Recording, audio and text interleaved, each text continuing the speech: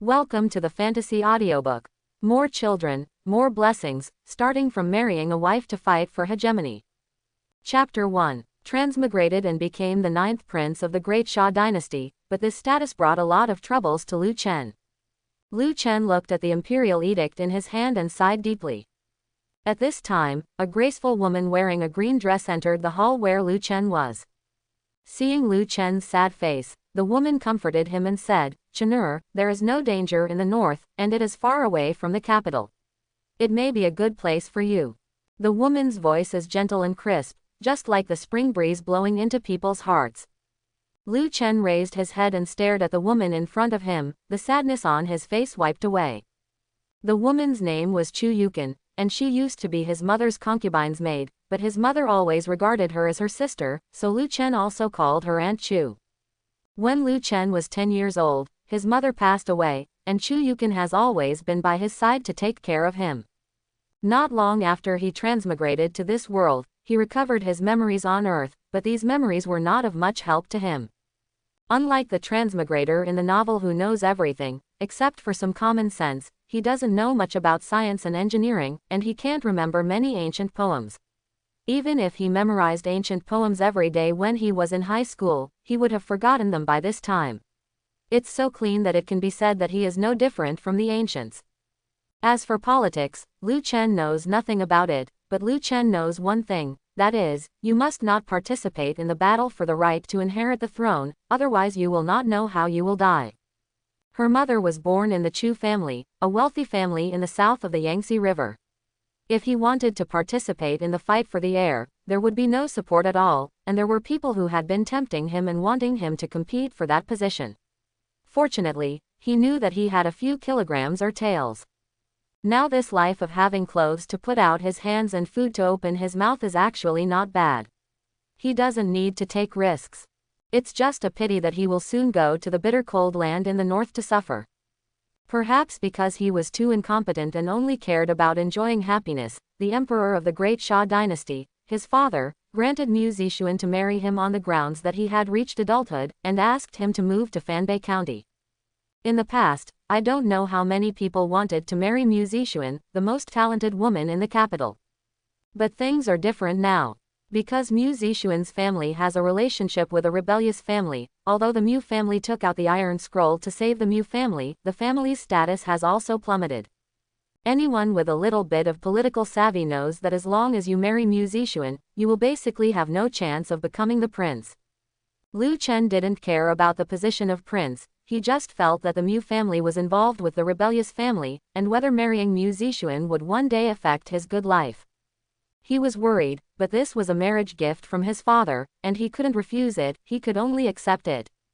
At this time, Lu Chen raised the corner of his mouth slightly and said with a smile, "Aunt Chu, if I go to Beijun, won't you feel lonely in the capital alone?" In addition to being the maid of Lu Chen's mother, Chu Yukin also has a special identity.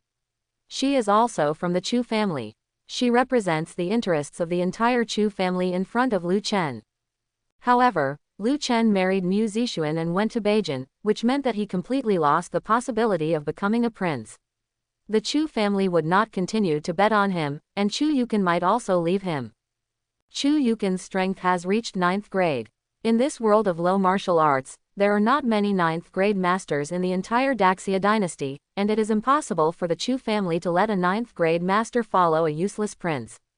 Chu Yukin smiled and then replied, "If you go to Beijun, I will go with you." Hearing this, Lu Chen was stunned. Lu Chen asked doubtfully, "Aunt Chu, are you sure you want to go to Beijun with me?" Chu Yukin replied with a smile, "Of course, I promised your mother that I will protect you for the rest of my life." You ask this question, is it possible that you don't want your aunt anymore since you have a princess? Lu Chen said quickly, "How could it be possible? I really wish you, Aunt Chu, would go to Beijun with me. Without you, Aunt Chu, I might not even be able to sleep." Speaking of this, Lu Chen glanced at Chu Yukin. Chu Yukin is 28 years old this year, but she is still as gorgeous as ever. She was wearing a green dress, and her beautiful face was flawless. Her snow-white face showed a faint blush, and she was pretty and charming. Her pair of cut-water pupils were as clear as a spring, and the corners of her lips were slightly arched, expressing joy. smiling, demure and gentle as water. Her black hair was combed back from her back, and her cloud-like hair was tied up high in the clouds. The cloud-like hair tied with jasper hairpins was scattered on both sides of her shoulders, and her willow-like hair was blowing in the wind. The jet-black pearl on the jasper hairpin shines against the jet-black hair, and the exquisite curves protruding from the cyan clothes are even more charming. Lu Chen's feelings for Chu Yukin are relatively complicated, but one thing he knows is that he is very greedy for Chu Yukin. If Chu Yukin left him, he would really not be able to bear it. At this time, Chu Yukin said dotingly, "Okay, stop talking so much, let's prepare for your wedding." A few days later, the Beiwang mansion was bustling inside and outside, with lights and colorful lanterns hanging everywhere. Today is Lu Chen's big day. Almost all the ministers, whether they are on good terms with Lu Chen or not, are here. After the wedding banquet, Lu Chen couldn't wait to come to the wedding room. Lu Chen has figured it out in the past few days. No matter what happened to Mu Zixuan's family, Mu Zixuan has already married him, so there is no need for him to care too much. Now that Mu Zixuan married him, she would be his princess from now on. Lu Chen felt extremely excited when he thought of the folk rumors that Mu Zixuan was a beautiful woman. Unlike Chu Yukin, although Lu Chen misses Chu Yukin has a special status after all, and now that Mu Zixuan has married him, he can really get in touch with her. After entering the wedding room, Lu Chen's eyes instantly locked on the wedding bed. At this time, a woman wearing a bright red wedding dress was sitting on the wedding bed. She was covered with a hijab. Although her face could not be seen, her graceful figure had already captured Lu Chen's heart. On both sides of the woman, there are two maids standing. These two maids are very good-looking. In the previous life, it would have been very difficult for Lu Chen to marry such a beautiful woman as the maid. Lu Chen came to Mu Zixuan with excitement, then took a jade stick from the maid's hand and gently opened the hijab. The next moment, a beautiful face came into view. Mu Zixuan was like a fairy falling into the mortal world, or like nine heavens profound maiden coming to the dust, which made Lu Chen stunned. Mu Zixuan blushed and said a little shyly, "Husband, you should drink." Seeing Mu Zixuan's shy look, Lu Chen couldn't hold back anymore and pounced on her.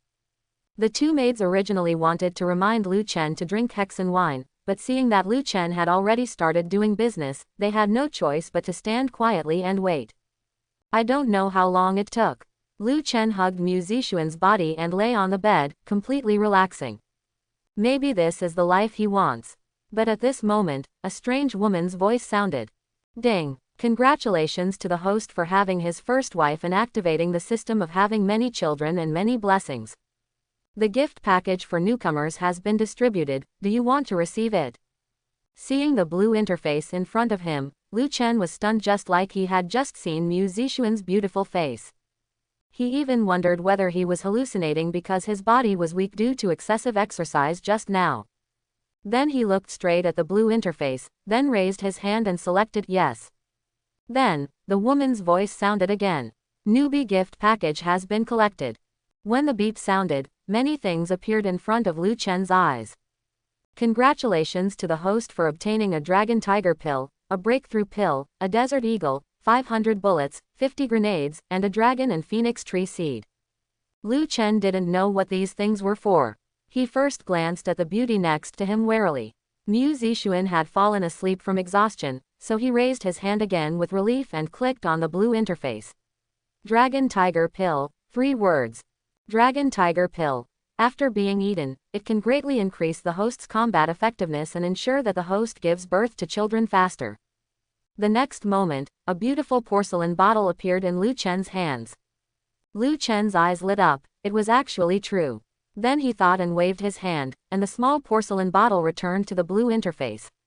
Lu Chen clicked on several other rewards. Breaking Realm Pill. After taking it, the host can directly become a first-grade martial artist. Desert Eagle. This gun is very powerful and can protect the host from living safer in this world. Dragon and Phoenix Tree Seeds. The dragon and phoenix tree can be cultivated with the blood of the host.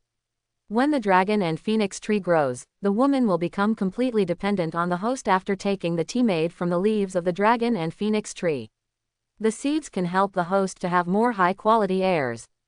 Lu Chen was very excited when he saw the introduction of these things. He didn't expect that he had already resigned himself to being an ordinary prince for the rest of his life. At this time, a more children, more blessings system actually appeared. Lu Chen then asked in his mind, "System, can I get rewards for any woman who gives birth to a child for me?" Although the system already exists, Lu Chen does not believe that the system does not have any requirements. If every woman can be rewarded for giving birth to a child, then he will soon be invincible. He will only need to work at home every day. Tian, there is nothing else to do. The female score needs to reach 90. After hearing the system sound, Lu Chen turned to look at Mu Zixuan again. At this time, a recognition interface pops up. Name, Mu Zixuan. Identity, the daughter of Mu Chengtian, a subject of the Great Xia dynasty, and the princess of the Northern King. Rating, 93. Favorability, 60. You made her feel very satisfied today. Seeing that Mu Zixuan's score was 93 points, Lu Chen showed a smile. It is really unreasonable for such a beautiful woman not to have a score of 93 points. Then Lu Chen glanced at the two maids in the room. Those two maids were also quite beautiful, and they might have a rating of 90. Name, Zhou Xiaoxiao. Identity, Zhou Wangtian's daughter. After Zhou Wangtian's house was confiscated, the girl was sent to the Jiaofeng division and later bought by the Mu family. Today, as a dowry maid, she followed Mu Zixuan, the eldest daughter of the Mu family, to marry into the Beiwang Palace. Rating, 90. Favorability, 50. Lu Chen was stunned when he saw the introduction of the maid in front of him. He was not surprised that Zhou Xiaoxiao had a score of 90, after all, she was indeed very beautiful. What shocked him was that this woman was actually Zhou Wangtian's daughter. Zhou Wangtian is the person who caused the rebellion against the Mu family. It is not clear whether it is really a rebellion against Lu Chen, but it is officially classified as a rebellion. The Mu family is too courageous. Zhou Xiaoxiao was sent to the Jiaofeng division, and Mu Jia actually dared to fish her out. And he even sent her to Beiwang Mansion. Wasn't this a trick on him? If someone knows about this matter, it is very likely that he will be implicated. Lu Chen then glanced at the maid next to him who was also very beautiful. Name, Zhou Yuyu. Identity, Zhou Wangtian's daughter, Zhou Xiaoxiao's sister. After Zhou Wangtian's house was ransacked, the girl was sent to the Jiaofeng division, and was later bought by the Mu family with money. Today, as a dowry maid, she follows Mu Zixuan, the eldest daughter of the Mu family, to marry into the North King's mansion. Rating, 91. Favorability, 80. She fell in love with you at first sight. Lu Chen frowned when he saw Zhou Yuyu's information, and it turned out to be what he thought. When he entered the wedding room just now, he was very curious as to why Mu Zixuan's maids were so beautiful. What kind of maids were they here and there? They were clearly two eldest ladies. But having said that, both of them have a score of 90. If they are allowed to give birth to their own children, they can also meet the system's conditions. This is equivalent to buying one and getting two free. But how should their two identities be handled? It's just too sensitive. Although they were bought by the Mu family with money, and perhaps the procedure was legal, they were the daughters of guilty ministers after all and could only be used as slaves. At this time, Zhou Xiaoxiao and Zhou Yuyu were standing next to the wedding room. They saw that Lu Chen did not sleep after being busy, but stared directly at them, and they suddenly shivered. They all saw Lu Chen's atrocities just now. They entered the palace as dowry maids. Even when Mu Zixuan went to the bridal chamber, they had to wait on Lu Chen and Mu Zixuan, such as wiping sweat and so on. Even when the hostess when that doesn't work, they have to serve Lu Chen on behalf of the hostess. They had already accepted their fate, and for the two daughters of criminals, it would be their luck if they could be favored by Lu Chen. The reason why the Mu family chose these two as dowry maids was because they wanted the Northern Prince's palace to protect them. Lu Chen coughed and then said, "You can go to bed." The two said in unison, "Yes, Your Majesty." Immediately, they turned around and walked towards the main room next to the wedding room. Looking at the graceful backs of the two sisters, Lu Chen couldn't help but think that ancient society was really evil. But he was used to it, and even the two sisters who were watching him didn't feel uncomfortable. After they left the wedding room, Lu Chen took out the Breaking Realm pill and swallowed it directly. Immediately afterwards, a warm current entered his body, and Lu Chen suddenly felt that his whole body became extremely relaxed. Immediately, a blue interface appeared in front of him.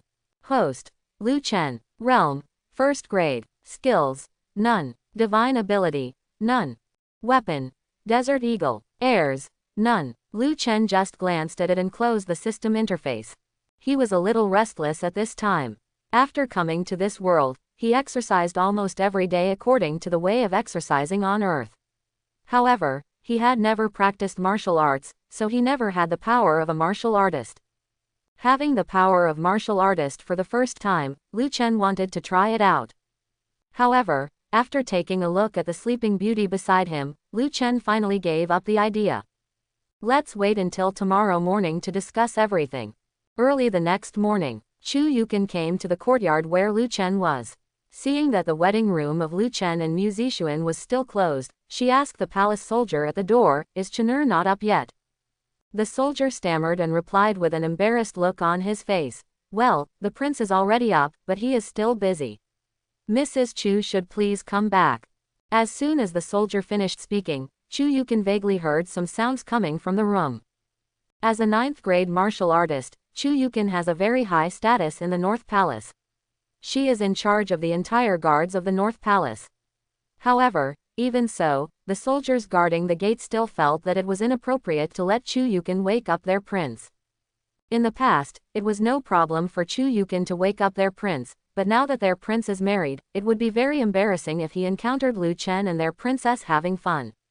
For example, right now, although the courtyard door and the wedding room are a bit far apart, you can still vaguely hear some sounds coming from inside. Chu Yukin frowned. Although she was still yunying, as an adult woman, she naturally knew why there were these sounds. Chu Yukin said to herself, "This little villain is restless early in the morning." At this time, Chu Yukin turned to look at the soldiers on the side and said, "Go down. From now on, the guards guarding the courtyard gate will be replaced by female guards." The soldier quickly said, "Yes, Mrs. Chu." After the soldier finished speaking, he fled this place of right and wrong in panic.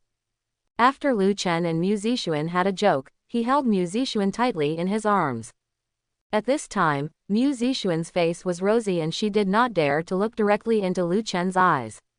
Lu Chen stroked Mu Zixuan's hair and asked with a smile, "Madam, are you satisfied with my husband?" Mu Zixuan said softly, Before she married into the palace, she was a little worried about whether he looked like a child, but after meeting Lu Chen, all her worries dissipated. After a night of communication, she discovered that Bei Wang's body had grown. Although he was not particularly tall, his body was very strong. And he is also very handsome, which completely fits her image of a perfect husband. The Mu family was affected by the rebellion and would not be able to turn around for a long time in the future. Being able to marry a prince was considered a blessing for her. Originally, her father had raised her as a princess, but she had no intention of becoming a princess. In her opinion, marrying an idle prince was much better than being a princess. Although Prince Bei's mind may not be mature enough, this also means that she, the princess, has a great say in Prince Bei's mansion. Moreover, the northern king's territory was relatively far away from the capital. After leaving the capital, they might never be able to return to the capital. Mu Zixuan felt extremely happy at the thought of being far away from the political center. Lu Chen said at this time, "Tomorrow we will leave for Beijun. After getting up, I will go with you to meet your father." Mu Zixuan said, "Okay."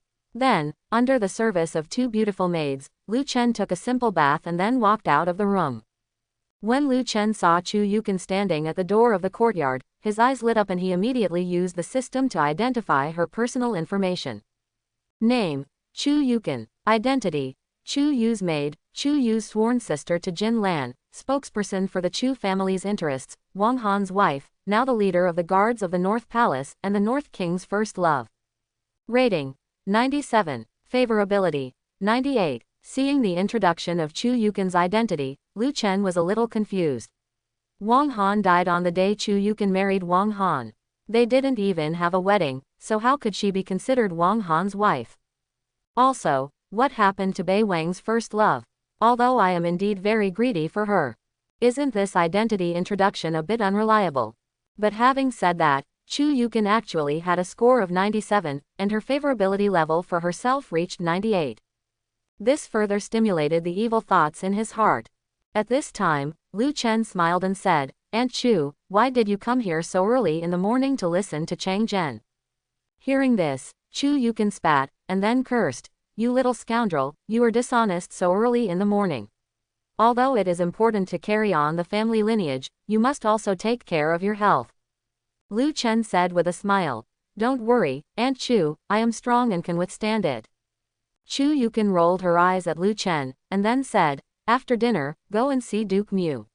Although he was implicated not long ago, his influence in the army is still very great. You can go to Beijun to become a vassal. When the time comes, you still need to rely on him to take care of things." Lu Chen asked curiously, "Why do I need him to take care of me when I go to Beijun?" Chu Yukin said with a smile on her face, "Chen'er, you don't think that your visit to Beijun will be smooth sailing this time, do you?" Lu Chen was stunned for a moment, then said, "Aunt Chu, what do you mean by this? Don't scare me." Chu Yukin said, "Although you will most likely miss that position, for some people, only the dead will not be a threat." This, Lu Chen naturally understood what Chu Yukin meant, but in his opinion, he had always behaved like a waste and had never made friends with any ministers. No one should think that he was a threat. Chu Yukin continued to explain, "Auntie, I know what you are thinking. You must be thinking that you have never shown any interest in that position and have never made friends with the ministers of the DPRK, so no one will regard you as a threat. But you forget one thing, that is your identity. Even if you do nothing, your identity determines that some people will definitely regard you as a threat." Lu Chen reacted instantly. He had always believed that as long as he stayed at home, did nothing, and did not get involved in the fight for the right to inherit the throne, he would not be in danger. However, he seemed to have forgotten that his mother had a strong political identity. Her mother was from the Chu family and represented the interests of the Chu family. And he has been assigned to the Chu family's camp since he was born. Even if he doesn't do anything, others will think that his relationship with the Chu family is unusual. In the eyes of some people, if you want to cooperate with the Chu family, you must solve your own obstacle, because the Chu family may not give up on you. Only if he dies can the Chu family give up on him completely and choose to cooperate with other princes. Thinking of this, Lu Chen was not too worried. If it were yesterday, he might still be worried about his own safety, but after obtaining the system, he already has some confidence. Then he said, "Aunt Chu, I understand what you mean." At this time, Chu Yukin's eyes fell on Mu Zixuan, who was coming out of the room. Mu Zixuan was supported by the two sisters of the Zhou family and walked with a limp. After seeing Chu Yukin, Mu Zixuan immediately said, "I have met Mrs. Chu." The status of the princess was higher than that of Chu Yukin. Chu Yukin should have taken the initiative to salute Mu Zixuan, but Mu Zixuan knew very well Chu Yukin's status in the North Palace. Chu Yukin smiled and nodded, "Zixuan, from now on Chen'er will be left to you." Mu Zixuan said, "Mrs. Chu, please rest assured, I will take good care of the prince." Chu Yukin didn't say anything more, and then turned and left the yard. After breakfast, Lu Chen and Mu Zixuan came to Mu Guogong's mansion. Duke Mu looks very tall and powerful. After seeing Lu Chen, Mu Chengtian immediately said, "I've met King Bei." Lu Chen quickly said, "Father-in-law, you don't have to be polite." Mu Chengtian looked at Lu Chen, and then said, "King Bei, please." Under the leadership of Mu Chengtian, Lu Chen came to the main hall. Mu Chengtian asked at this time, "I wonder what the Northern King's plans are after he takes over Fanbei County." To be honest, Mu Chengtian didn't intend to discuss too much politics with Lu Chen. Firstly, Lu Chen was still young this year, and secondly, Lu Chen was a lazy prince who was idle and didn't even read much. Of course, this does not mean that he looks down on Lu Chen. Lu Chen is still a prince no matter what. After hearing Mu Chengtian's question, Lu Chen thought for a while and replied, "Just manage Beijun well, and then live a peaceful life with Zixuan." After hearing Lu Chen's answer, Mu Chengtian instantly regretted asking Lu Chen this question. Lu Chen was a typical political novice. He didn't even understand the meaning of what he just said. Mu Chengtian sighed inwardly, not knowing whether his daughter's marriage to King Bei was a good destination. At this time, Lu Chen took the initiative and said, I heard that my father-in-law has a strong influence in the military. When I went to Beijun to become a feudal lord, I asked my father-in-law to help me. Hearing this, Mu Chengtian thought to himself that King Bei really didn't understand anything and was still a child. Although he does have a strong influence in the military, no one can say it directly. But that's fine. The more ignorant Lu Chen is, the more important his daughter will be in Beiwang Mansion, which is actually a good thing for his daughter. Mu Chengtian then smiled and said, Don't worry, King Bei, your trip to Beijun will be smooth sailing. Mu Chengtian did not explicitly say that he wanted to help Lu Chen. There are some things in politics that cannot be said explicitly. However, since he has guaranteed that Lu Chen's trip to Beijun will be smooth sailing, it means that he will definitely send people to protect King Bei and will also greet the army well.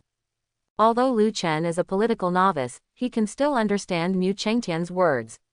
Lu Chen said, Thank you very much, father-in-law.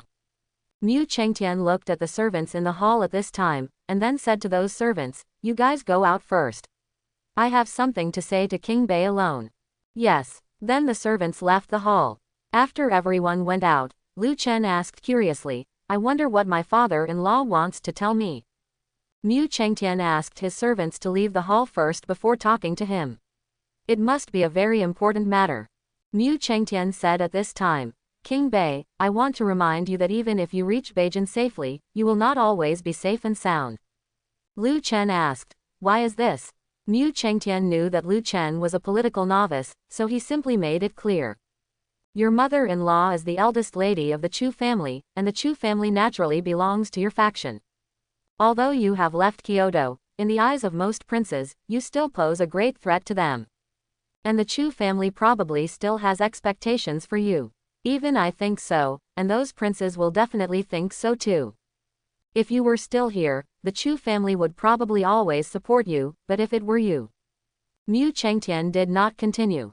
After all, what he said later was a bit disrespectful, and he believed that Lu Chen should have understood what he meant. Upon hearing Mu Chengtian's reminder, Lu Chen instantly understood what he meant. After all, Chu Yukin had only reminded him this morning. Lu Chen sighed inwardly. My situation is indeed dangerous. If he had not died, the Chu family might have always had expectations for him. The Chu family was a big family in Jiangnan. For any prince, the support of the Chu family was very important. If he died, the Chu family would lose their first choice for support, and they would seek refuge with other princes. Therefore, for any prince who wants to win over the Chu family, the first thing he will most likely do is to get rid of the useless prince himself and completely eliminate the Chu family's concerns. It really hurts my head. Originally, after he came to this world, he had always planned to lie down and enjoy happiness, and had no intention of competing for the throne. I didn't expect that just one life experience would bring me so much trouble.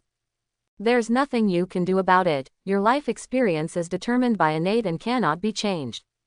Now he only has two choices. One is to find a way to completely oppose the Chu family and make people think that he and the Chu family have broken off. Another option is to kill everyone who wants to get rid of him, so that he will be safe. Choosing the second option also meant that he embarked on the path of the emperor. From a personal perspective, Lu Chen will definitely not completely break with the Chu family. First of all, his grandfather has been very good to him since he was a child, and the Chu family has always sent people to protect him. Even his first love in this world, Chu Yukin, is also from the Chu family. He really couldn't do something like a complete break with the Chu family. And even if he and the Chu family really broke up completely, the princes would not necessarily let him go. After all, no one knew whether he and the Chu family were performing a double act for people to see. So getting rid of yourself is the best solution. In this way, those princes may still take action against him. That leaves only one last option. Take the path of the emperor. Lu Chen thought about it and realized that if it were in the past, it would indeed be difficult for him to compete with those princes for that position. But it's different now. He has a system of many children and many blessings. As long as he takes more concubines and has more children after going to Beijun, he will be able to improve his strength as soon as possible. That position may not be yours. Thinking of this, Lu Chen said to Mu Chengtian, Thank you, father-in-law, for reminding me. I understand what you mean. After leaving the Mu mansion, Mu Zixuan asked cautiously in the carriage, Your Majesty, what did Daddy say to you? Lu Chen smiled slightly, and then held Mu Zixuan in his arms. He didn't say anything. He told me to treat you well. At this time, Mu Zixuan was a little confused. She didn't know whether she should tell Lu Chen about the two sisters of the Zhou family. After all, their identities were too sensitive. At this time, Lu Chen's hand gently stroked Mu Zixuan's hair and continued, My beloved concubine, after arriving in Beijun, you must have more children for me. Hearing such direct words, Mu Zixuan's face instantly turned red. Although she was already a woman, she was new to this kind of thing after all. Seeing Mu Zixuan's shy expression, Lu Chen wanted to bully her immediately, but he held back in the end. At the same time, Royal Palace, Royal Garden. A middle-aged man wearing a yellow python robe stood in the pavilion of the lotus pond, watching the fish swimming around in the lotus pond with his hands behind his back. A man wearing black armor suddenly appeared behind him. Your Majesty, King Bei just went to the Mu mansion. During this period, Duke Mu asked his servants to leave the hall and close the door to talk to King Bei alone about something. After hearing this, Emperor Sha said to himself, It seems that Mu Chengtian values Xiao Ju quite a lot. Having said this, Emperor Sha turned to look at the red-robed eunuch beside him. Eunuch Lu, do you think the Chu family will give up on Xiaoju after he leaves the capital this time? Upon hearing this question, the red-robed eunuch immediately said, Your Majesty, I dare not speak nonsense. Emperor Sha said somewhat unhappily, Just say what you are told. The red-robed eunuch said quickly, In my opinion, the Chu family will most likely abandon the northern king and choose to support other princes. Emperor Sha asked with great interest, Oh, then tell me, who is the Chu family most likely to choose? Eunuch Lu was trembling with fear. He has been following Emperor Sha and knows some things that others don't know. Emperor Sha hates the Chu family so much that he even dreams of getting rid of the Chu family. If he said who the Chu family would support next, wouldn't he be harming other princes? Emperor Sha continued, If you speak boldly, I will pardon your innocence. Eunuch Lu immediately knelt on the ground and said, Your Majesty, I think the Chu family will most likely support the 8th prince. The 8th prince's mother-in-law is also from Zhongnan, so if the Chu family wants to choose someone to follow, their eyes will inevitably be on the 8th prince. After hearing Eunuch Lu's words, Emperor Sha just smiled faintly and murmured, Support Xiao Ba, then I'm afraid Xiao Ju's journey will not be peaceful. At this time, the soldier in black armor behind Emperor Sha asked, Your Majesty, do you want to send someone to protect His Royal Highness the North King? Emperor Sha said indifferently, No need, someone will protect him. If something happens to him, it can only be blamed on his lack of strength. Night. In the room, Lu Chen wanted to have a good communication with his beloved concubine, but when he thought about how much he had tormented her yesterday and this morning, he gave up. Seeing that her husband seemed to be in pain, Mu Zixuan finally plucked up the courage and said, My lord, how about you take in Yu and Xiao Xiao? Lu Chen's eyes lit up when he heard this. He didn't expect his beloved concubine to be so generous. But he still said, My dear concubine, how can you bear to push me to another woman? Mu Zixuan blushed and said, My lord, you have been staring at the two of them in the morning. How could she not guess what Lu Chen was thinking? Mu Zixuan continued, Besides, the two of them are originally concubines' maids, and they should serve the prince as well. Lu Chen put his arms around Mu Zixuan and said, How can a husband ask for a wife like this? At this time, Mu Zixuan said to Zhou Yuyu and Zhou Xiaoxiao, Yuyu, Xiaoxiao, come here. Then the candlelight flickered in the room. Ding, congratulations to the host for getting another wife and concubine, rewarded with the qi refining technique. Ding, congratulations to the host for getting another wife and concubine, rewarded with a rejuvenation hand. Ding, the host and his wife and concubine have a mind-to-heart connection, and get a Barrett and 20 rounds of Barrett bullets. Lu Chen, who was originally immersed in happiness, suddenly came back to his senses after hearing the system prompt tone. He didn't expect to receive such a rich reward. He doesn't have a child yet, so if he has a child, wouldn't the reward be even richer? Just when Lu Chen was thinking this, the system prompt sounded. Ding, for the first communication between the host and his wife, the rewards will be richer. Only then did Lu Chen realize that this was the case. He thought he would get such rich rewards every time he communicated in the future. At this time, Lu Chen checked the newly obtained rewards. Qi refining technique, the legendary technique that can make people become immortals. It can be practiced by communicating with wives and concubines to cultivate feelings. Rejuvenation hand, you can use spiritual energy to treat some injuries and illnesses. When the rejuvenation hand is practiced to perfection, there is a probability of reviving a dying person. This technique can be practiced by communicating with wives and concubines to cultivate feelings. Seeing these two rewards, Lu Chen was stunned. Isn't this the world of Chinese martial arts? How can this world actually have qi refining techniques and rejuvenation techniques that are unique to the immortal cultivation world? But having said that, if one day he becomes an immortal, wouldn't the position of emperor of the great Xia dynasty be within his reach? Thinking of this, Lu Chen happily hugged Zhou Yuyu, Zhou Xiaoxiao and Mu Zixuan. You three are really my babies. Hearing this, the two sisters of the Zhou family were very happy. The two of them finally became the women of the northern king. When they go to Beijun, maybe they will no longer have to hide in hiding. But at this moment, Lu Chen suddenly said, "By the way, my beloved concubine, I feel like you are hiding something from me." Hearing this, Mu Zixuan was startled. She didn't expect Lu Chen's intuition to be so accurate. Lu Chen continued, "You are now my wife, and I don't want my woman to hide things from me." Just when Mu Zixuan was about to say something, Lu Chen patted the waists of sisters Zhou Yuyu and Zhou Xiaoxiao, and then said with a smile, "If I guessed correctly, you two are Zhou Wangtian's daughters, right?" Hearing this, Mu Zixuan and the three girls were shocked. They did not expect that Lu Chen already knew about this. Zhou Yuyu and Zhou Xiaoxiao quickly got up from Lu Chen's arms, then knelt on the bed, kowtowing and said, Your Majesty atones, we didn't mean to deceive you. This is all the fault of our two sisters. Please don't blame the princess." Mu Zixuan opened her mouth to say something, but finally shut up. After all, it was her fault in the first place. Zhou Wangtian and his father Mu Chengtian are collectively known as the two heavenly kings of the great Xia dynasty. The relationship between the two families has always been relatively good. The two sisters Mu Zixuan and the Zhou family were also sisters. She really couldn't bear to see them locked up in Jiaofengxi and used as playthings for others. Seeing the two Zhou sisters in such a panic, Lu Chen raised the corners of his mouth slightly, and then said with a smile, "This is indeed something you three did wrong. Such an important thing was hidden from me. However, I can give you three a chance to make meritorious deeds." Hearing this, Mu Zixuan's brows widened instantly, and she immediately asked, "Your Majesty, do you know how we should make meritorious deeds?"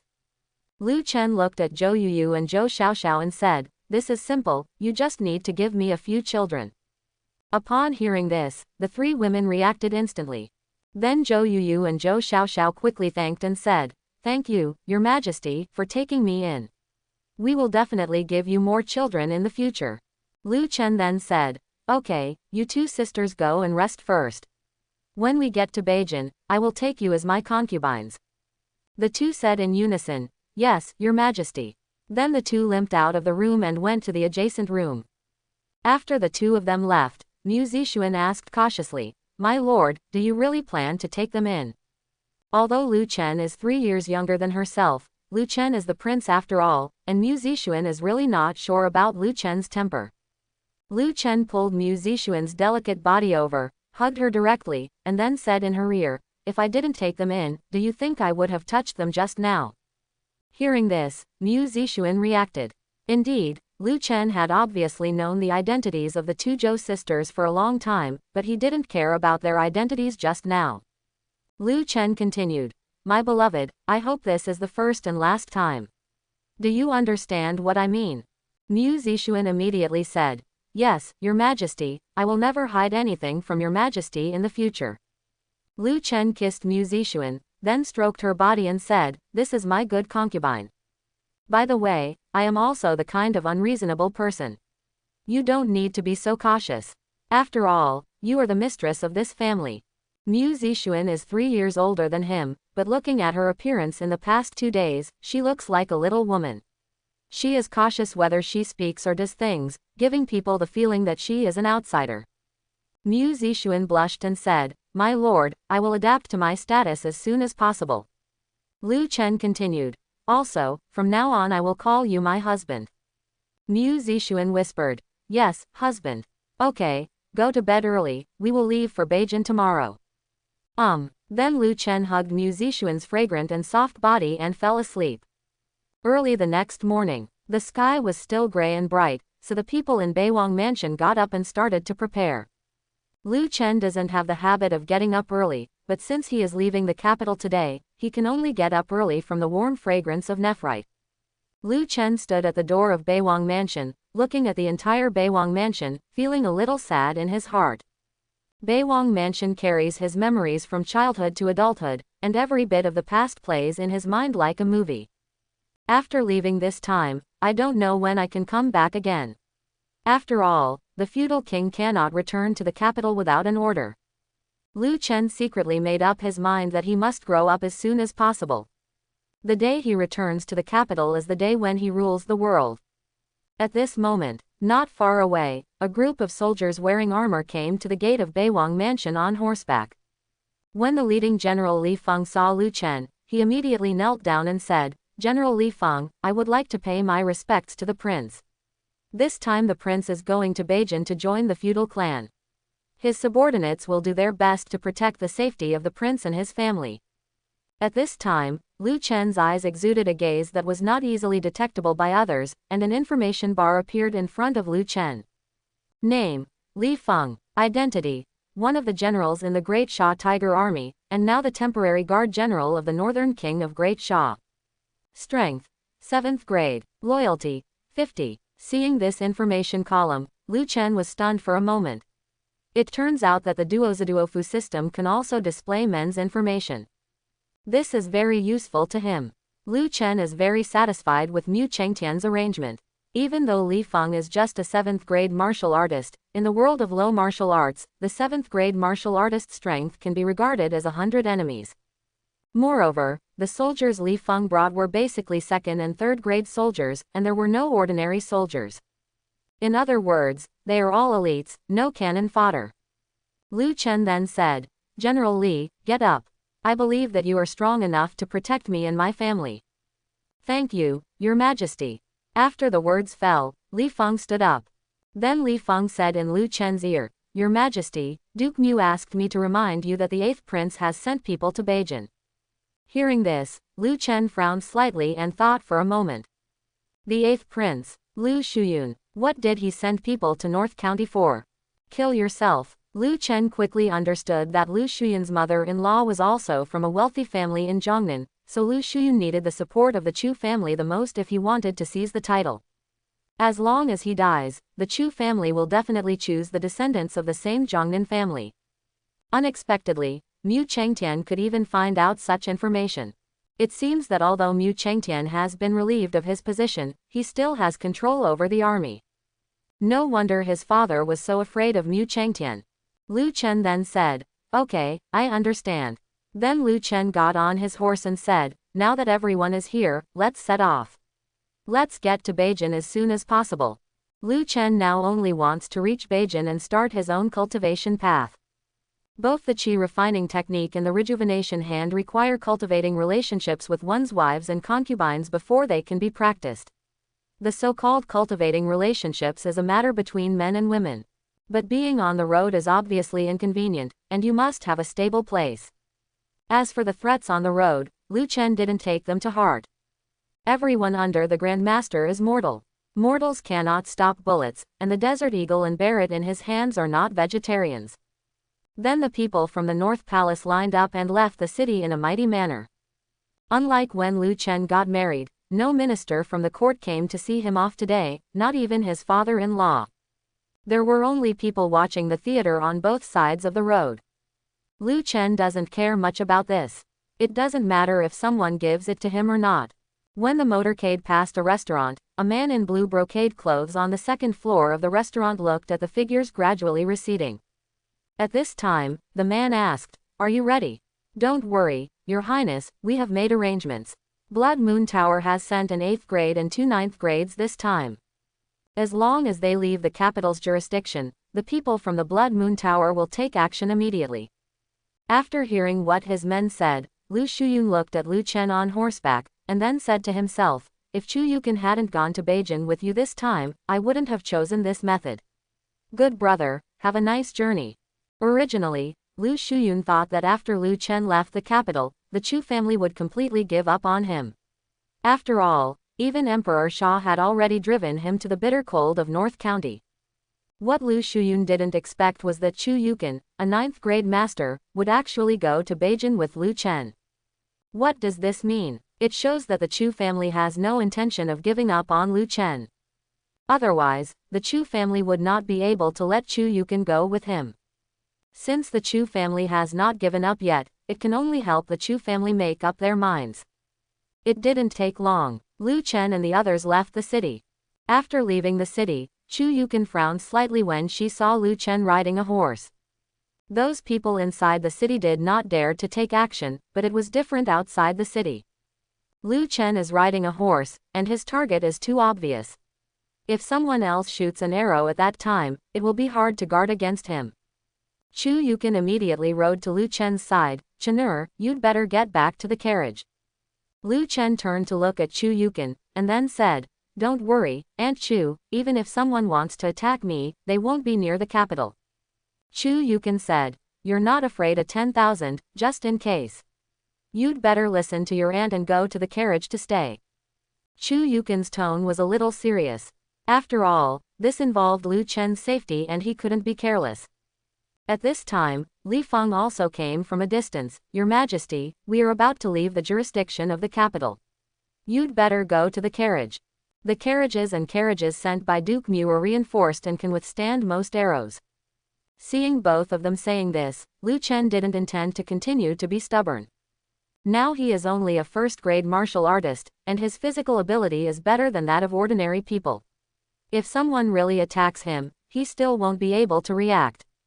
Lu Chen then said, okay, the safety of the surroundings is left to you. If there is any trouble, please notify me immediately. As soon as he finished speaking, Lu Chen returned to the reinforced carriage Mu Chengtian had prepared for him. At this time, Lu Chen and his princess Mu Zixuan were separated. If someone really attacked, even if something happened to Lu Chen, Mu Zixuan and the others might survive. The carriage convoy advanced slowly on the official road. Not long after leaving the jurisdiction of the capital, a dense forest appeared in front of the straight road. Li Feng immediately reminded the soldiers of the escort team, cheer up. Pay attention to your surroundings. Chu Yukin also said to the royal guards, from now on, don't leave the carriage for even one step. After the convoy entered the forest, the light suddenly dimmed a lot. Lu Chen looked outside through the window and saw that the light had become so dark. Lu Chen also realized that he might be in danger. Immediately, Lu Chen took out the Desert Eagle from the system space and loaded the Desert Eagle with bullets. The Desert Eagle has 500 bullets, which is probably enough, and he doesn't need to deal with the miscellaneous fish. Li Feng and the others will deal with the miscellaneous fish. He only needs to deal with the masters who come straight to him. Just as the convoy entered the depths of the forest, a sound of shoo shoo shoo came from the distance, followed by countless arrows falling from the sky. Li Feng immediately said loudly, the enemy is attacking. Protect the prince. Seeing this, Chu Yukin quickly pulled out the sword from her waist. After hearing various noises outside, Lu Chen became a little nervous. He didn't expect that an enemy was really coming. At this time, he heard the sound of crush coming from the carriage, and he knew it was caused by the arrow hitting the carriage. I have to say that the carriage sent by Mu Guogong was really powerful. It actually blocked all the arrows fired by the opponent. In this way, as long as he doesn't go out, those arrows can't hurt him. After the first round of arrow rain passed, some people wearing black clothes, wearing masks, and holding large knives rushed directly towards the convoy. The strength of these people is basically around 3rd grade, and the leader is an 8th grade martial artist. Upon seeing this, Li Feng immediately led his escort team to fight with the assassins. At this time, Lu Chen's personal guards still did not leave the carriage. Their main task was to protect Lu Chen and his family and prevent the enemy from attacking in the east or west. Chu Yukin didn't go to help Li Feng. She stood not far from Lu Chen's carriage, always paying attention to her surroundings. Chu Yukin didn't think that the other party would only send an 8th-grade martial artist. To be able to summon so many 4th-grade martial artists at once, the forces behind the assassins are definitely not simple. The opponent must also have 9th-grade martial artists coming.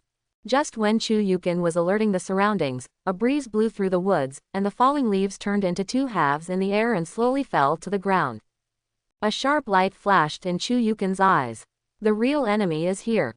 As soon as Chu Yukin was ready, a black figure appeared on her right side, and then stabbed her body with a sword. Chu Yukin lightly kicked her feet, and her body flew directly into the air like a feather. Then she turned around and swiped her sword at the assassin. The assassin quickly retreated. As expected of a female swordsman trained by the Chu family, her reaction speed is fast enough. Hearing this voice, Chu Yukin could see the other party's face clearly. There were 2 people, and neither of them were wearing face coverings.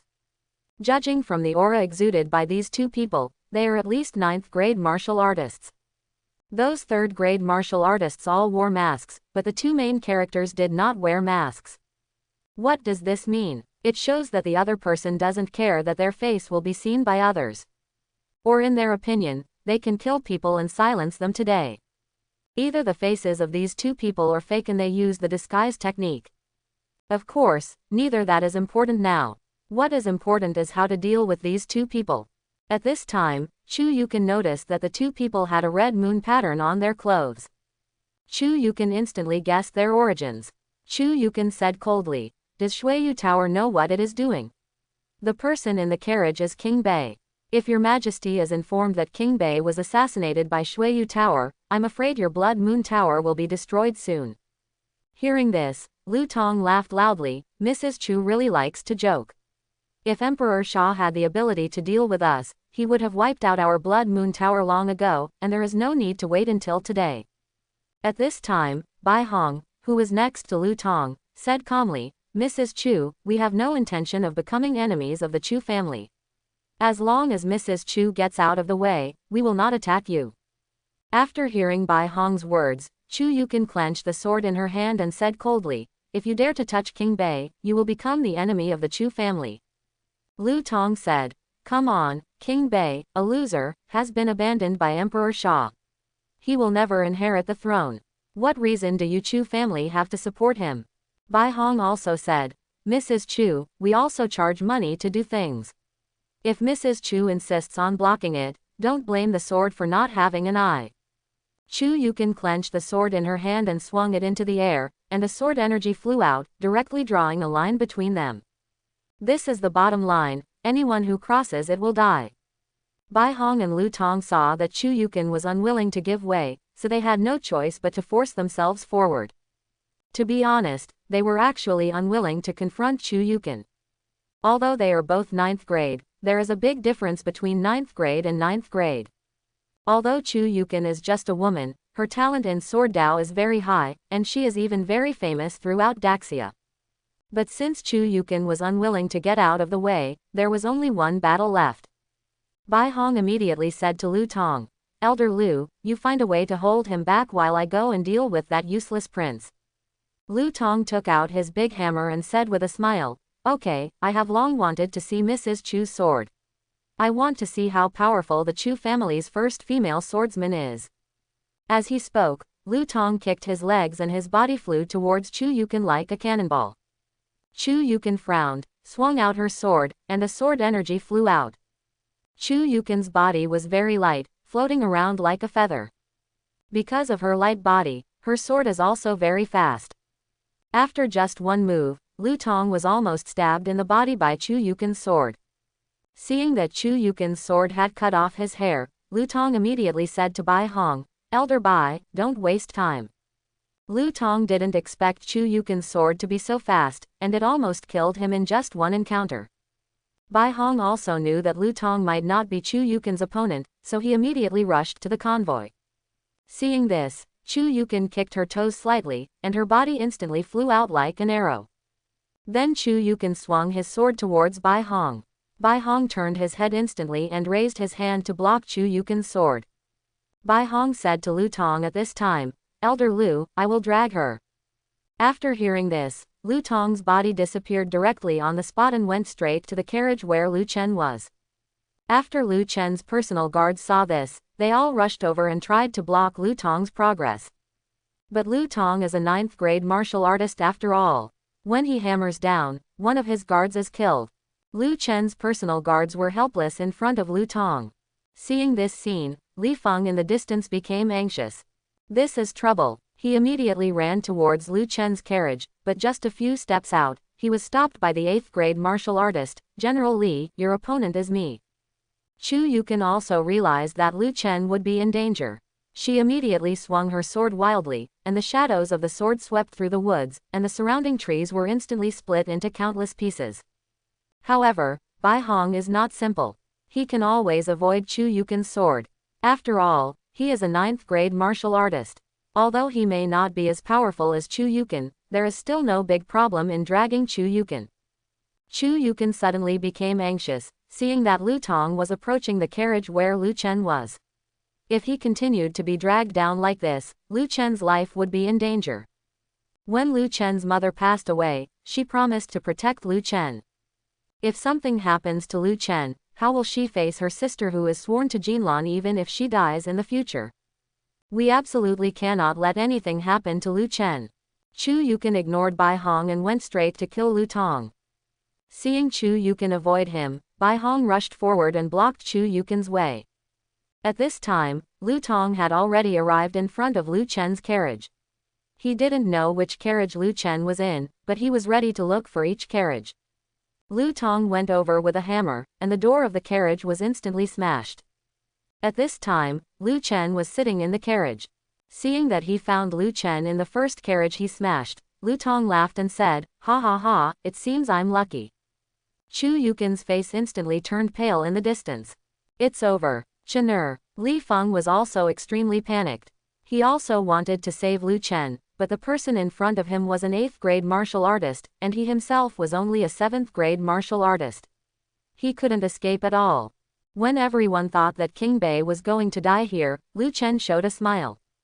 Seeing this scene, Lu Tong was stunned in front of Lu Chen. Lu Tong asked in confusion, "Boy, why are you laughing?" Lu Chen didn't say anything, he just raised his hand and shot. Boom! With the sound of a gunshot, Lu Tong's body slowly fell backwards. His pupils were constricted and his eyes were wide open, as if he couldn't believe that he was dead like this. At this time, everyone watching Lu Chen was stunned. People didn't react at all. It was obvious that King Bei was bound to die, so why did the 9th grade martial artist fall to the ground just as soon as King Bei raised his hand? Also, what was that sound just now? What exactly is going on? Lu Tong's death directly frightened the people present at Shuiyu Tower. Lu Tong is a 9th grade martial artist. In the end, he just glanced at King Bei and died. Even Chu Yukin looked at Lu Chen in disbelief. She was already ready to try her best to avenge Lu Chen, but things turned around in an instant. Chu Yukin had basically guessed how Lu Tong died. Lu Tong's death must be related to the black stick-like thing in Lu Chen's hand. But she couldn't believe that that thing could kill a 9th grade martial artist in an instant. At this moment, everything seemed to have pressed the pause button, and both sides had even forgotten to fight. After a long time, Chu Yukin finally came back to her senses. Her eyes flashed with murderous intent. The 9th grade martial artist who assassinated Lu Chen was dead. The 9th grade martial artist in front of her could never be let go. Although I don't know what the thing in Lu Chen's hand is, it can give an ordinary person the ability to kill the 9th grade martial artist. This proves that that thing is very powerful. If this matter spreads, it will definitely cause turmoil in the entire world. At this time, Bai Hong was still shocked that Lu Tong fell to the ground instantly. He just reacted and wanted to escape from this place. However, at the moment when Bai Hong was lost in thought, it seemed to be raining in the sky, and the shadows of raindrops and petals fell slowly. The next moment, several white lights appeared around Bai Hong's body. Only then did Bai Hong react. His expression changed drastically, not good. At this moment, Chu Yukin spoke softly. 9 sword flowers rain fall. The next moment, the shadows of raindrops and petals became extremely manic, attacking Bai Hong's body crazily. In the battle between 9th grade martial artists, the outcome is often decided in an instant. When the martial artist is distracted, it is easy for his opponent to seize the opportunity. Chu Yukin seized the opportunity when Bai Hong was distracted and directly used her most powerful swordsmanship. Seeing Bai Hong slowly fall to the ground in front of Chu Yukin, Lu Chen was stunned. Chu Yukin drew the sword too fast just now, and he didn't see it clearly at all. When he reacted, he just saw a few white sword lights flashing from the 9th grade martial artist's body, and then he fell to the ground. Is this the strength of 9th grade martial artist? So strong. Although Lu Chen himself solved the 9th grade martial artist just now, he solved it with a gun after all. In his heart, he is still very eager to improve on martial Dao as soon as possible. Firearms are always an external possession. If it were like the situation just now, and someone used a firearm while others were not paying attention, then killing the 9th grade martial artist would be the same as killing a chicken. But if the opponent is on guard, it may not be so easy for him to kill a 9th grade martial artist. Especially after seeing the speed of Chu Yukin's sword, Lu Chen's inner complacency at killing the 9th grade martial artist disappeared instantly. The people in the Blood Moon Tower saw their two elders falling to the ground and knew that the mission had failed, so they ran away one after another. Get out! Get out! The 8th grade martial artist who was fighting with Li Feng saw that the two 9th grades were dead. He knew that if he continued like this, he might die here, so he turned around and fled into the woods without hesitation. Seeing that the people in the Blood Moon Tower were about to escape, Chu Yukin said coldly to the escort team and the royal guards, "Kill, don't let anyone go." Then the situation changed instantly. Li Feng led his soldiers and the palace guards to surround and suppress the remaining Blood Moon Tower assassins. Although the strength of these assassins is also 3/4 grade, these assassins are just here to make up the numbers. Their main task is to hold off the escort team and the royal guards until Lu Chen is assassinated by their elders. Now that their mission has failed, they have only one way to escape. At the same time, Lu Chen saw that the 8th grade martial artist from the Blood Moon building was about to escape, so he walked out of the carriage and took out Barrett. He hadn't used this gun yet and wanted to try it out. Originally, Chu Yukin planned to chase the 8th grade martial artist, but when she saw the black stick-like thing in Lu Chen's hand, Chu Yukin was stunned for a moment. I saw Lu Chen quickly lying on the ground at this time, and then pointing the black stick at the fleeing Blood Moon Tower 8th grade martial artist. Gang! With a dull and loud sound, the head of the escaping 8th grade martial artist suddenly blossomed. Chu Yukin stayed where she was again. At such a long distance, an 8th grade martial artist disappeared in an instant. She grew up watching Lu Chen, but she never knew that Lu Chen actually had such a powerful weapon. The 8th grade and the 9th grade were just something that Lu Chen could only glance at. Seeing the black metal stick, Chu Yukin, a 9th grade martial artist, couldn't help but break into a cold sweat. 8th grade and 9th grade are all capable of fighting against a grandmaster, and even the powerful 9th grade martial artist can compete with a grandmaster level martial artist. However, the 8th grade and 9th grade, which were once fought over by various major forces, were treated like chickens and killed by Lu Chen, an ordinary person. Chu Yukin knew very well that Lu Chen had never practiced martial arts. Lu Chen had grown up under her protection, and she did not want Lu Chen to suffer the pain of practicing martial arts. What does it mean that an ordinary person, holding an unknown weapon, can instantly kill 8th grade and 9th grade martial artists? This means that once the weapons in Lu Chen's hands are promoted, the entire martial Dao world will be overturned. From now on, the status of martial artist will plummet. After a long while, Chu Yukin recovered. Now is not the time to think about these things, the top priority is to quickly deal with the assassins in the Blood Moon Tower. Then Chu Yukin kicked her toes and ran towards the assassins in the Blood Moon Tower. Without the 9th grade martial artist to contain Chu Yukin in the Blood Moon Tower, those 3rd grade martial artists were almost like ants in front of Chu Yukin. Everywhere Chu Yukin passed by, there were corpses of Blood Moon Tower assassins. Soon, all the assassins in Blood Moon Tower were surrounded and suppressed. Of course, Lu Chen and the others also paid a heavy price. There were only about 100 people left in the escort team brought by Li Feng, and there were only 50 or 60 royal guards who survived. Looking at the corpses on the ground, Lu Chen's heart didn't waver at all. Lu Chen knew very well that the road to the emperor must be a road paved with blood. Today's fight is just the beginning. Just when Lu Chen was distracted looking at the corpse, a graceful figure appeared behind Lu Chen. "Chenur, tell me honestly, are you hiding something from your aunt?" There was a hint of resentment in Chu Yukin's tone. Her aunt had watched Lu Chen grow up, and she even arranged all the work in the palace, but she didn't know when Lu Chen had such a terrifying weapon. That weapon definitely doesn't belong to Lu Chen, don't even think about it. Now she just wants to know who provided Lu Chen with such a terrifying weapon and what his purpose was. There is no free lunch in the world. The other party provided Lu Chen with such a powerful weapon. There must be some conditions. Chu Yukin was very afraid that Lu Chen would fall into a bigger conspiracy.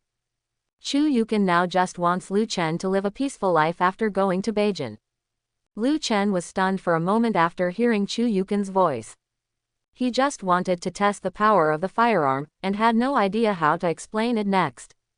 Those were 8th grade and 9th grade martial artists. They disappeared in front of him in an instant. If word of this spread. At this time, Lu Chen turned to look at Chu Yukin, and replied with an innocent and bright smile, "Aunt Chu, what can I hide from you?" Seeing Lu Chen laughing in front of her and trying to cover up the past, Chu Yukin sighed and continued to ask, "Tell me, who gave you the 2 weapons in your hand just now?"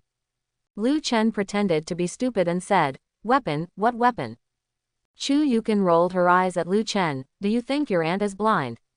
At this time, Lu Chen took out the black desert eagle from his arms and took off the magazine. "Is this what you are talking about?" Looking at the desert eagle in Lu Chen's hand, Chu Yukin was slightly startled.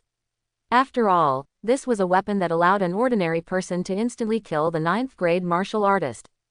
Lu Chen saw that Chu Yukin was very curious about the desert eagle, so he directly handed her the desert eagle with the magazine unloaded. After Chu Yukin took the desert eagle, she rubbed it repeatedly with her white hands. She was very curious, how did this little thing kill the 9th grade martial artist? Chu Yukin then asked, "Chenur, where did you get this weapon?" Chu Yukin is also a martial artist after all, and has seen a lot of weapons. The moment she got started, she could tell that the materials used to make the desert eagle were not ordinary, and the precision of this weapon was beyond people's imagination. It is even possible that the royal family of the Daxia dynasty did not have such materials and could not make such sophisticated weapons. Although Lu Chen survived by relying on this mysterious weapon, Chu Yukin felt a little guilty at this time. She had always protected Lu Chen's safety, but she still allowed the provider of this mysterious weapon to come into contact with Lu Chen. What if the other party does not provide weapons to Lu Chen, but wants to kill Lu Chen? I can't imagine the consequences. Lu Chen replied with a smile, "Aunt Chu, if I said that I had people build these parts and then splice them together myself, would you believe it?" Chu Yukin snorted lightly and said, "Your aunt, I am not a fool." Lu Chen pretended to be an adult and said, "Aunt Chu, I am a man too, and it is normal to have some manly secrets." Originally Lu Chen was just joking, but after hearing this sentence, Chu Yukin fell into silence. Since Lu Chen lost his mother when he was 10 years old, Chu Yukin has been taking care of Lu Chen as if he were her own child. Now that Lu Chen is 16 years old and married, she still subconsciously regards him as a child. Seeing that Chu Yukin didn't speak, Lu Chen asked doubtfully, "Aunt Chu, what are you thinking about? Is there anything wrong with what I said?" Chu Yukin came back to her senses. She handed the desert eagle back to Lu Chen with a happy smile on her face. "Chenur, you were right. You have grown up and are a man. Auntie, don't you? It's time to continue treating you like a child. But I still want to remind you that the person who provides you with weapons must have a big conspiracy, so you have to be careful. In addition, the 2 weapons on your body must not be known to outsiders, otherwise even if you arrive in Beijun, you will attract a steady stream of assassinations from strong men in the world." Lu Chen said, "Well, don't worry, Aunt Chu, I know the pros and cons of this."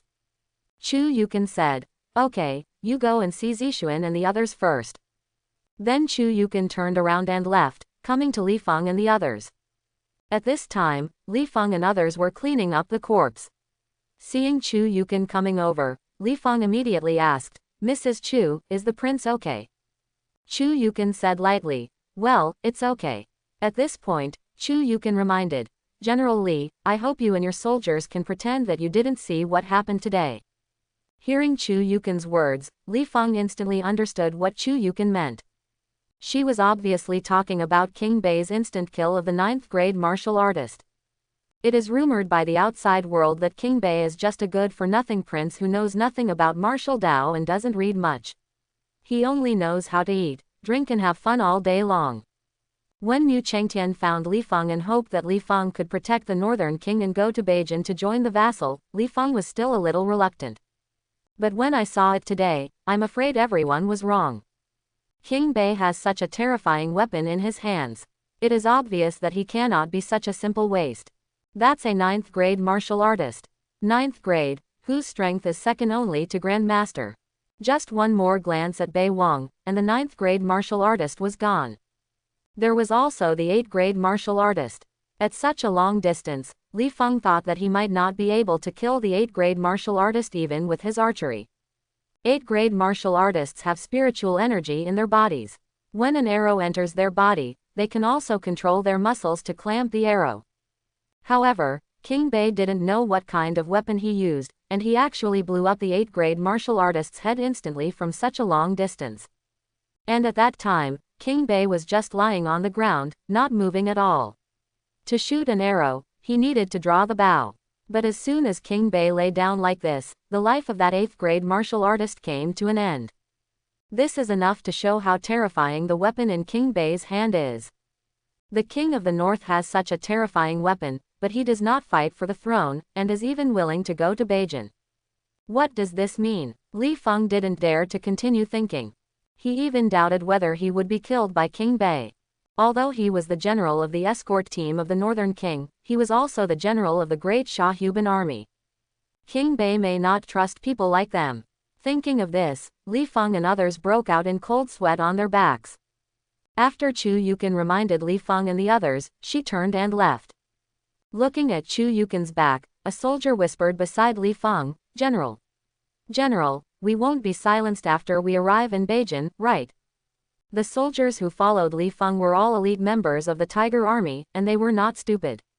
They also knew very well what it meant to have a weapon that could instantly kill a 9th grade martial artist. In the eyes of everyone at this moment, King Bei must have a big conspiracy, so in order to prevent what happened today from leaking out, King Bei will most likely silence them. In order to comfort the remaining more than 100 soldiers, Li Feng immediately said, "You kid, don't talk nonsense. We are from Duke Mu, who is King Bei's father-in-law. King Bei must trust us." After hearing what Li Feng said, the soldiers reacted. Yes, Duke Mu is the father-in-law of the Northern King, and Duke Mu's daughter is still a princess. Aren't these soldiers from Duke Mu's faction equivalent to being from the Northern King's side? Then why did the Northern King kill his own people? Thinking of this, the soldiers also breathed a sigh of relief. However, Li Feng was still worried at this time. Although these people belong to Mu Guogong's faction, they are also the Huban army of Daxia. After they sent the Northern King to Beijun, they were returning to the capital. Will King Bei really trust people like them? This is impossible to say. But there is no other way now. Only when we get to Beijun can we know the true thoughts of King Bei. After cleaning the scene, Lu Chen and his team set off again and continued to Beijun. A few hours later, a certain restaurant, Lu Shuyun sat in front of the window, quietly waiting for the news to come. At this time, he vaguely felt that something was wrong. Logically speaking, those people should have come back long ago, but there was still no news yet. At this moment, a man in gray clothes came out in a panic. "Your Highness, something serious has happened." As soon as the man entered the room, he knelt down. Lu Shuyun frowned, and then asked coldly, "What happened?" The man immediately replied, "The Blood Moon Tower failed, and no one they sent out came back alive, including the 2 9th grade masters. Now the owner of the Blood Moon building is furious, thinking that we deliberately cheated them, and demanding compensation from us." After hearing his subordinate's words, Lu Shuyun's face darkened instantly. 2 9th grade, 1 8th grade, and hundreds of 3rd grade martial artists couldn't even kill a useless prince. Not only was the assassination unsuccessful, but all of them were left behind, and none of them came back. The more Lu Shuyun thought about it, the angrier he became, and he flew into a rage. He slapped his palm on the table, and the bowls and pots on the table were shattered in an instant. Trash, it's all trash. He just couldn't figure out how this could fail. They had found out how many people King Bei had on his trip north this time, and the only ones who were stronger were Chu Yukin and Li Feng. Apart from the two of them, there weren't even many 5th graders in the team. As a result, the Blood Moon Tower actually failed. This can all fail. What do the assassins of Blood Moon Tower eat, and what are their uses? 2 9th graders, even if they had nothing to do with Chu Yukin, they could still let one of them hold Chu Yukin down while the other one dealt with the useless prince. But they just failed. Now Shui Yuelu actually has the nerve to seek compensation from them. You can't even kill a useless prince, and you still want compensation. After his anger was almost gone, Lu Shuyun calmed down a little, and he asked expressionlessly, has the Blood Moon Tower found out why their operation failed? The man kneeling on the ground immediately replied, back to your highness, when Shuiyu Tower sent people to inquire about the situation, they found that the bodies of some members of Shuiyu Tower had been burned. When Lu Chen and others left, they buried all the corpses of their own people, and the corpses of some of the assassins in Shuiyu Tower were piled together and burned. Although it wasted some time, Chu Yukin believed that this was necessary, especially the 2 people killed by Lu Chen. Martial artist can judge how the person died through the wounds on the body. In order to prevent the people of Shuiyu Tower from discovering their death, Chu Yukin used this method of directly destroying the corpse and eliminating traces. After hearing the report from his subordinates, Lu Shuyun suddenly became even more angry. Even if the mission failed, he didn't even know how their people died. At this time, the subordinate next to Lu Shuyun said, Your Highness, I suspect that there is a Grandmaster level expert hidden in King Bei's fleet. Hearing his subordinate's speculation, Lu Shuyun's brain froze for a moment, and then fell into silence, with the expression on his face constantly changing. After a while, Lu Shuyun's eyes flashed with hatred. If this is the case, then this waste should disappear from this world. The subordinate next to him said again, Your Highness, don't worry, our people have arrived in Beijun. Even if he is protected by Grandmaster level experts, they will relax after a long time. Lu Shuyun didn't say anything more, and now he could only wait slowly. Fortunately, he had a backup plan. Lu Shuyun looked up at the window and said to himself, My good brother, I hope you can always be so lucky. At the same time, everyone with status in the capital basically knew about the failed assassination in the Blood Moon Tower, and it was not known who released the news. Royal Palace, Royal Garden. Emperor Sha felt a little incredible when he saw the news from the Shadow Guard. At this time, sitting in front of Emperor Sha was a white-haired old man. Seeing Emperor Sha looking at the note in his hand with a surprised expression, the old man asked, Your Majesty, what happened? Emperor Sha came to his senses, and then tore up the note in his hand. I didn't expect that there might be a Grandmaster around Xiaoju. The Chu family is really generous. Hearing this, the old man in front of Emperor Sha was stunned for a moment. Emperor Sha continued, Master, do you think the Chu family really wants to support Xiaoju, or are they deliberately diverting attention? The old man in front of Emperor Sha was Situ Ce, the pillar of the Great Sha dynasty. He was also the national advisor of the Great Sha dynasty and often gave advice to Emperor Sha. Regarding Emperor Sha's question, Situ Ce pondered for a moment, and then replied, I think this is Chu Shang's personal behavior and does not represent the will of the entire Chu family. Emperor Sha smiled and said, Oh, why does the imperial master think so? Situ Ce replied, Beijun is a bitter cold place. Even if the king of the north arrives in Beijun, it will be difficult to develop Beijun, let alone recruit troops and accumulate strength. The Chu family is not the Chu family of the Chu family. It is impossible for them to support a prince who has completely lost his qualifications to seize the throne under such circumstances. But Chu Shang is different. Chu Shang is the grandfather of the northern king, and there is still a blood relationship between them. Quote, So I think Chu Shang sent people to protect King Bei because he was his grandson, not because of the interests of the Chu family. After hearing Situ Ce's words, Emperor Sha stood up from the stone bench and said with a smile, The words of the imperial master are quite interesting. The Chu family is not the Chu family of the Chu family. Ha ha ha, this reminds me of myself. This Daxia is also not my Daxia. The Chu family is already tied to the forces in Zhongnan, so it is impossible for the Chu family to mindlessly support a prince who has no hope of seizing the throne. If they must do this, it will conflict with those forces, and then the Chu family will the possibility of falling apart. So the Chu family is not the Chu family of the Chu family. And Emperor Sha also thought of himself because of Satusi's words. The Chu family cannot do what they want to do, and the same is true for him as the emperor. Whatever he wants to do, he will also be restrained by various forces, especially the major aristocratic families, including the Chu family. Duke Emu's mansion. Mu Chengtian's hands trembled a little when he saw the flying pigeon passing the letter in his hand. This letter was sent back by Li Feng, and it was written in the letter that they encountered an ambush by the Blood Moon Tower assassins. When Mu Chengtian saw the letter saying that Blood Moon Tower had sent 2 9th-grade martial artists and 1 8th-grade martial artist, he thought something had really happened to King Bei. At the end of the letter, Li Feng told him that a mysterious master appeared and killed 2 9th-grade masters in the Blood Moon Tower. This made Mu Chengtian a little curious. A mysterious master? Who was sent to protect King Bei? Could it be that the mysterious master comes from the palace? Thinking of this, Mu Chengtian looked in the direction of the palace, but he quickly rejected the idea. Emperor Sha didn't regard King Bei as his child at all. He even thought that King Bei was a stain on his life. How could he send someone to protect him? At the same time, Lu Chen and the others have already moved on. In the next month, Lu Chen was not assassinated. This is mainly due to a certain rumor in the capital. Now people think that there is a Grand Master beside Lu Chen to protect Lu Chen. With the Grand Master around, those forces will not be so stupid as to send people to assassinate him. Of course, people didn't think that Grand Master would always be by Lu Chen's side to protect him.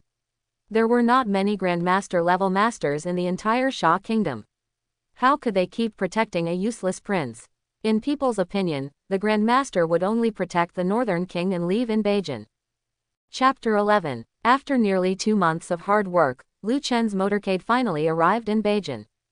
Along the way, when Lu Chen and the others passed through various counties, the officials of each county received them well. When Lu Chen was on the road, he also communicated with his wives and concubines, but because he was on the road, he basically didn't communicate seriously. Lu Chen didn't practice the qi refining technique and the rejuvenation spell very much. After seeing the demarcation line in Beijun, Lu Chen's 2 months of fatigue disappeared. There are no cement roads in this world, and people would be killed while riding in a carriage. Now that he has arrived in North County, his plan to have a baby can finally be implemented. Thinking of this, Lu Chen asked people to speed up and go to his new mansion. Soon, Lu Chen and his team arrived at Yancheng in Beijun. There are 13 cities in Beijun, the most prosperous of which is Yancheng, which will also serve as Lu Chen's royal city in the future.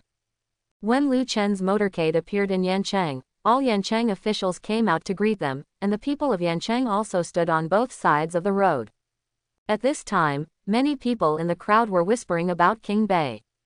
We in the north finally have a vassal king. What's the use? King Bei is only 16 years old, still a child. I heard that King Bei is an uneducated person. He was driven to Bei County for this reason. I don't know if King Bei will raise taxes as soon as he comes.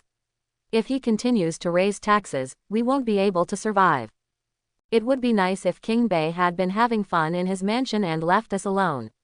I heard that in some places, after the vassal king was established, the lives of the people became more difficult.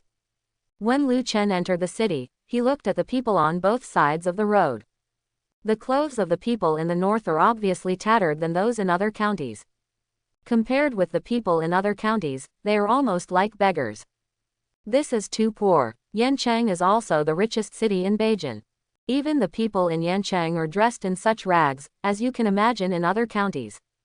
His father was really cruel to let him come to a place like this. I don't know if there are many women in Beijun who can reach 90 points, which will affect my ability to take concubines. Lu Chen kept searching through the system for women who could reach 90 points, but after scanning for a long time, he couldn't find any. Among the common people on both sides of the road, the one with the highest female score would not exceed 80. Lu Chen felt a little disappointed. When the motorcade arrived at the city gate, the officials from Bei County all raised their hands and said, "See you, Your Majesty." Lu Chen got off the carriage at this time. After seeing Lu Chen come out, the people immediately became excited. King Bei is so handsome. They say King Bei is only 16 years old, but he already looks as mature as a 20-year-old adult. Based on his appearance, King Bei doesn't seem to be the kind of person who is ignorant and unskilled. At this time, a middle-aged man wearing a green shirt and robe came to Lu Chen and said, "Your Majesty, Li Rui, see you." Hearing this, Lu Chen looked at Li Rui. Name: Li Rui.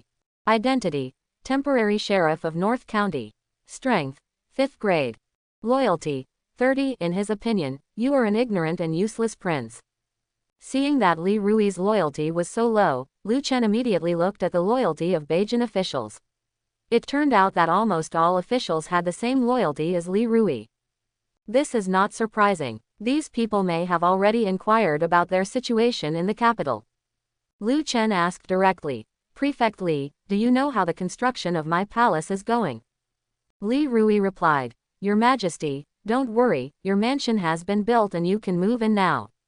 Lu Chen said with a smile, "Then lead the way." "Yes, Your Majesty." Then Li Rui and the others took the convoy to the North Prince's mansion. After entering the North Prince's mansion, Li Rui asked directly, "My lord, I don't know when you will have time so that I can report to you the situation in Beijun." Although Li Rui looked down on Lu Chen, a useless prince, Lu Chen was the king of the north after all, and was now the most powerful person in the North County. The appointment and dismissal of officials in Beijun were all decided by King Bei. In this era, the vassal king had great power in the infeft areas, not only administrative power and appointment and dismissal of officials, but also coinage and military power. Li Rui is just a temporary county guard appointed by the imperial court.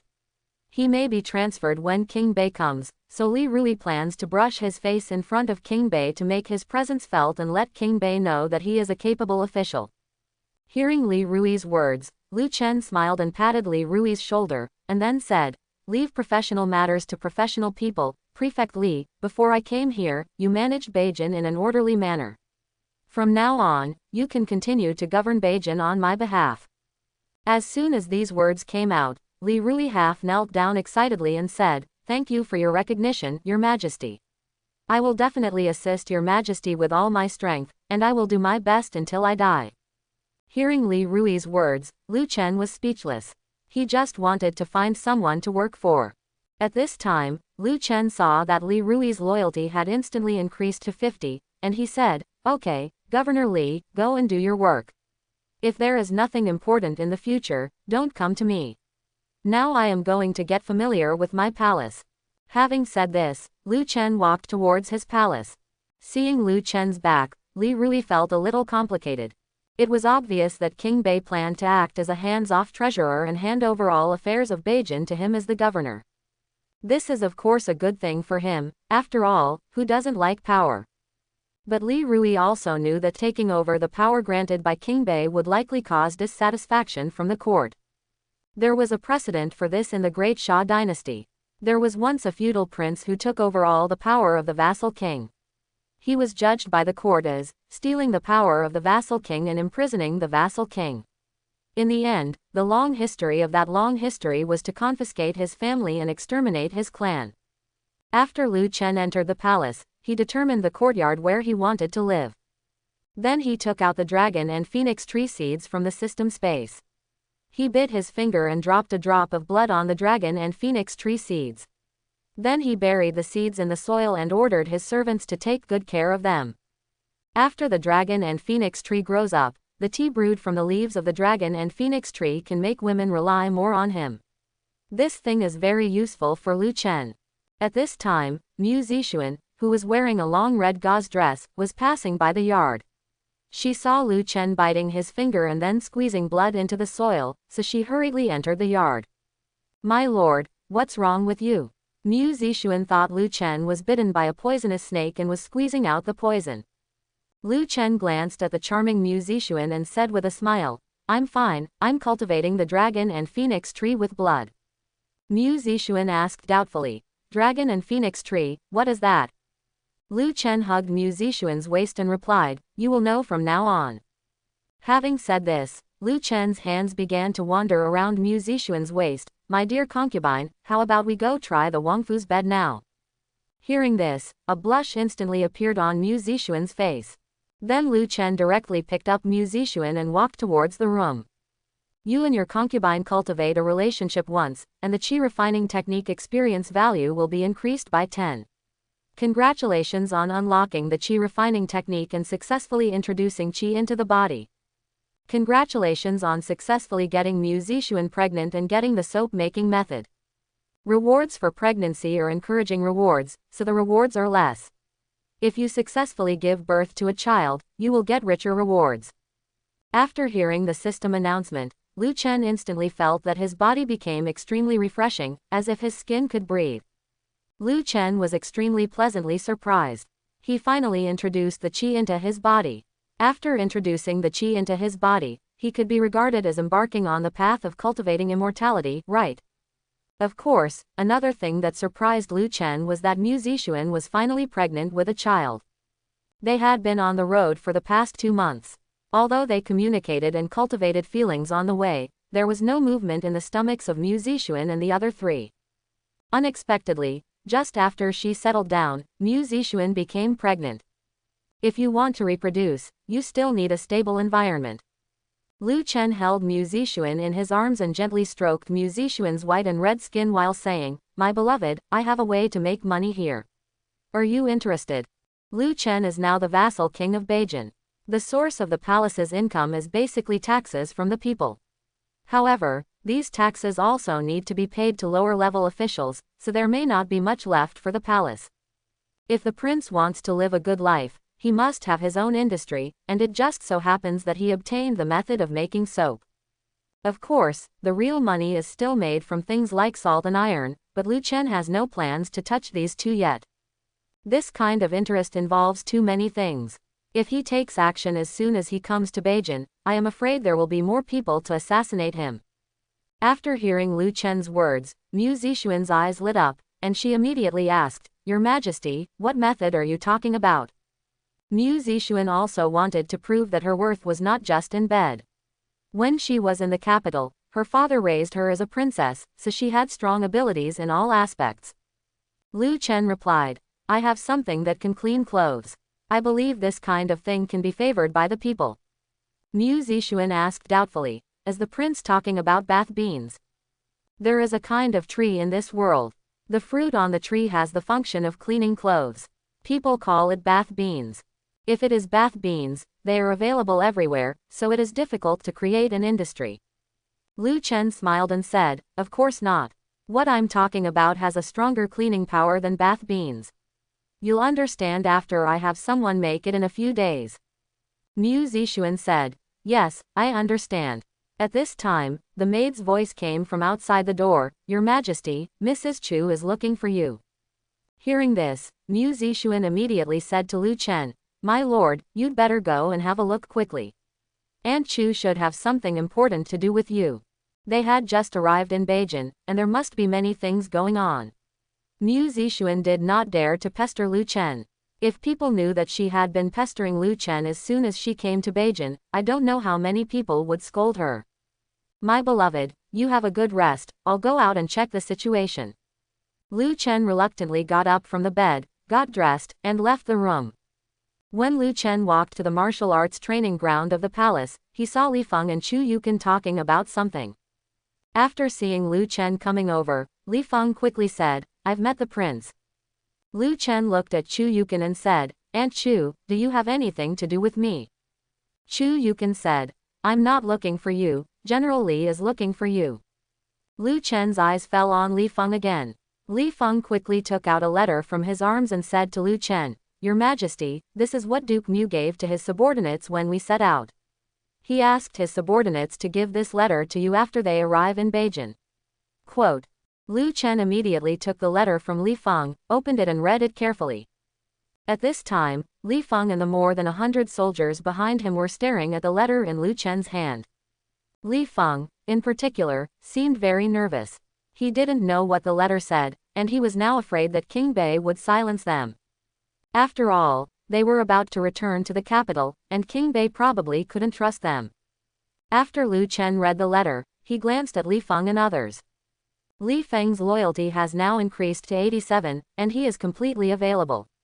The loyalty of the soldiers in the escort is also not low, and basically none is lower than 60. Lu Chen said directly. Duke Mu told me in this letter that you are all dead. As soon as these words came out, there was an uproar. Li Feng and others couldn't help but think, King Bei really didn't intend to silence him, right? No, it should be said that Duke Mu had no intention of letting them go back alive. After all, this letter was sent to King Bei by Duke Mu. Lu Chen saw that Li Feng and the others seemed very nervous, so he continued, Gong Mu asked me to tell you that he has sent people to send your family members to Yancheng, and you have been removed from the Huban army. From now on, you will follow this king. This, Li Feng realized instantly that they had misunderstood what Lu Chen meant. They are already dead. It is said that they have been removed from the Daxia Tiger army. It seems that Duke Mu didn't want them to return to the capital from the beginning, and wanted them to follow the king of the north. Lu Chen showed a sly smile at this time. Of course, if you don't want to follow me, I won't force you. Hearing this, Li Feng and the more than 100 soldiers knelt down without hesitation. We will follow the prince to the death. What a joke, if they dare to say, no, now, they will never leave Yancheng. They are not fools. And there is nothing wrong with following the North King. After learning that the North King possesses weapons that can kill 9th grade masters, they thought that the North King had been hiding his clumsiness.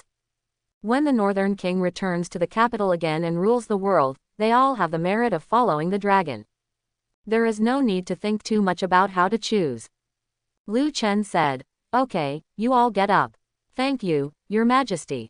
Lu Chen took out a token from his arms, threw it to Li Feng and said, General Li, take my token and take over the army in Beijun. I'll leave the training of the army to you. Li Feng immediately clasped his fists and said, My subordinates must live up to the prince's expectations and reorganize the North County army as soon as possible and train them into a fighting force. Lu Chen said, There is no need to be too anxious. If the action is too big, the impact will be bad. Li Feng reacted instantly and said immediately, I understand, I must be careful. Li Feng thought that King Bei must continue to hide his clumsiness to avoid being discovered by others. Okay, you guys go do your own thing. Having said this, Lu Chen turned around and prepared to leave. At this time, Chu Yukin looked at Lu Chen's back and felt vaguely that something was wrong. For some reason, she always felt like there was a ball of gas on Lu Chen's body. In order to verify her conjecture, Chu Yukin kicked hard with her toes and was behind Lu Chen in an instant. After Lu Chen felt the spiritual energy fluctuations behind him, he suddenly turned around and saw Chu Yukin, who met Chu Yukin's eyes. The distance between Chu Yukin and him was less than 30 centimeters, and a faint fragrance floated into Lu Chen's nostrils, making Lu Chen feel a little restless. Aunt Chu, what are you? Chu Yukin smiled and then said, Chenur, I didn't expect that you actually became a martial artist behind your aunt's back. Why have I never seen you practice martial arts in the past? What kind of martial arts do you practice? Forehead. Seeing that she was exposed, Lu Chen smiled and said, Aunt Chu, this is a man's little secret. Chu Yukin said coquettishly, Where did you get so many secrets? Lu Chen chuckled, It's normal for a deep man to have many secrets in his heart. Chu Yukin stared at Lu Chen speechlessly, and then said, If you don't tell me, forget it. I'll go set up defenses. As soon as the words fell, Chu Yukin walked towards the door of the palace. Looking at Chu Yukin's graceful and dignified figure, Lu Chen felt the fire in her heart burning brighter and stronger. He quickly turned around and ran to find his 2 concubines to practice. Yancheng, Sheriff's Mansion. After seeing Li Rui's return, officials from Beijun swarmed over. One of the officials asked, Prefect Li, has the prince said what he will do next? Now the officials in Beijun are very concerned about what kind of big moves the King of Bei will make after coming to Beiland, and whether it will affect their jobs and interests. Li Rui showed a smile, raised his hand to stroke his beard, and then replied calmly, The prince told me not to go to him if there is nothing important. Everything in Beijun will be business as usual. Upon hearing this, the officials in Bei County instantly became extremely excited. If so, neither the power in their hands nor their interests will be compromised. Although they didn't say anything at this time, their thoughts were basically, Fortunately, the imperial court sent a useless prince to Beijun. However, at this moment, a soldier from the sheriff's mansion ran in a panic. He came to Li Rui and whispered something. After listening to the soldier's words, Li Rui frowned and his face instantly darkened. Seeing Li Rui's face looking so ugly, an official asked quickly, "Sir, what happened?" As soon as the official finished speaking, Li Feng walked into the county governor's house. Seeing Li Rui and all the officials there, Li Feng smiled and said, "Master Li, your mansion is really busy today." Li Rui came back to his senses, walked up quickly and said, "Where is it? I wonder what General Li has to convey when he comes to my residence." Li Feng directly took out the token of King Bei, and then said, "Your Majesty has ordered that from today on, I will take over all military affairs of Bei County." Upon hearing this, the officials in the courtyard panicked instantly. The main reason why they dared to be unscrupulous and did not take the King of North to heart at all was because the army of Beijun was in the hands of the prefect. As soon as the northern king arrived in Beijun, he was about to take over the military affairs of Beijun. What was he going to do? The army is relatively sensitive, and the feudal king will inevitably do something when he controls the army. Is it possible that King Bei is planning to attack them? Li Rui said at this time, "General Li, the prince has just arrived in Beijun. He is not familiar with Beijun yet. I wonder why he asked you to take over the military affairs." Li Rui didn't think that King Bei was going to take action against the forces in Beijun, at least not in the short term. After all, he had just arrived in Beijun and had not yet established a foothold in Beijun. Besides, if the northern king wants to maintain his rule in Beijun, he still needs officials like them and the major forces in the northern county. No matter how ignorant the northern king is, he should not do such a self-destructive thing. Li Feng saw the worries in the hearts of Li Rui and others, so he said directly, "Master Li, I believe you have heard the news that the prince was assassinated by Shuiyu Tower on the road to the feudal lord, right?" Li Rui said, "This is natural." Li Feng continued, "In this case, you should understand why the prince wants to control the military. The prince does not want his personal safety to be in the hands of others." Hearing what Li Feng said, Li Rui and others reacted instantly. Yes, King Bei was assassinated on the way here. He was relatively young and must have been frightened. Perhaps it was because he was afraid of death and feared that Beijun's army would harm him, so he took control of the military. Li Feng continued, "Master Li, don't you want to hand over military power? The prince has entrusted all affairs of Beijun to you. If the military power still belongs to you, then who are you or the prince?" Hearing Li Feng's words, Li Rui suddenly broke into a cold sweat on his forehead. Indeed, if all the power in Beijun is in his hands and no one can restrict him, it won't be long before the court will send people to trouble him. Li Rui thought for a moment and figured out that there weren't many soldiers in Beijun anyway, so he might as well just hand it over to avoid causing trouble for himself. Thinking of this, Li Rui immediately took out the tiger talisman from his arms and said, "General Li, this is the tiger talisman that governs all the soldiers and horses in Beijun." Then Li Rui said to an armored soldier next to him, "Captain Wang, take General Li to the barracks to have a look." "Yes, sir." Li Feng then followed the soldier to the barracks in Yancheng. After Li Feng left, the officials behind Li Rui gathered around him. "Sir, why did you give him the tiger talisman?" "Yes, sir, what will happen if the prince has military power and causes chaos?" "Sir, what should we do now?" Hearing the officials' discussion, Li Rui said, "Don't worry, the military power should be in the hands of the prince. It is normal for the prince to take back the military power. And you also heard what Li Feng said just now. The prince has entrusted all the affairs of Beijun to me. If I still control the military power, I am afraid that the prince will be able to tolerate me, and the court will not be able to tolerate me."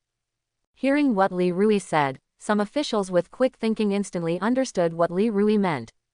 After all, there was a case in the Daxia dynasty where a certain royal palace chief monopolized power and imprisoned the vassal king. But they are still a little worried. Once the northern king has military power, it is equivalent to having weapons in his hands. It will be easy to deal with them, and they will not dare to mess around like before.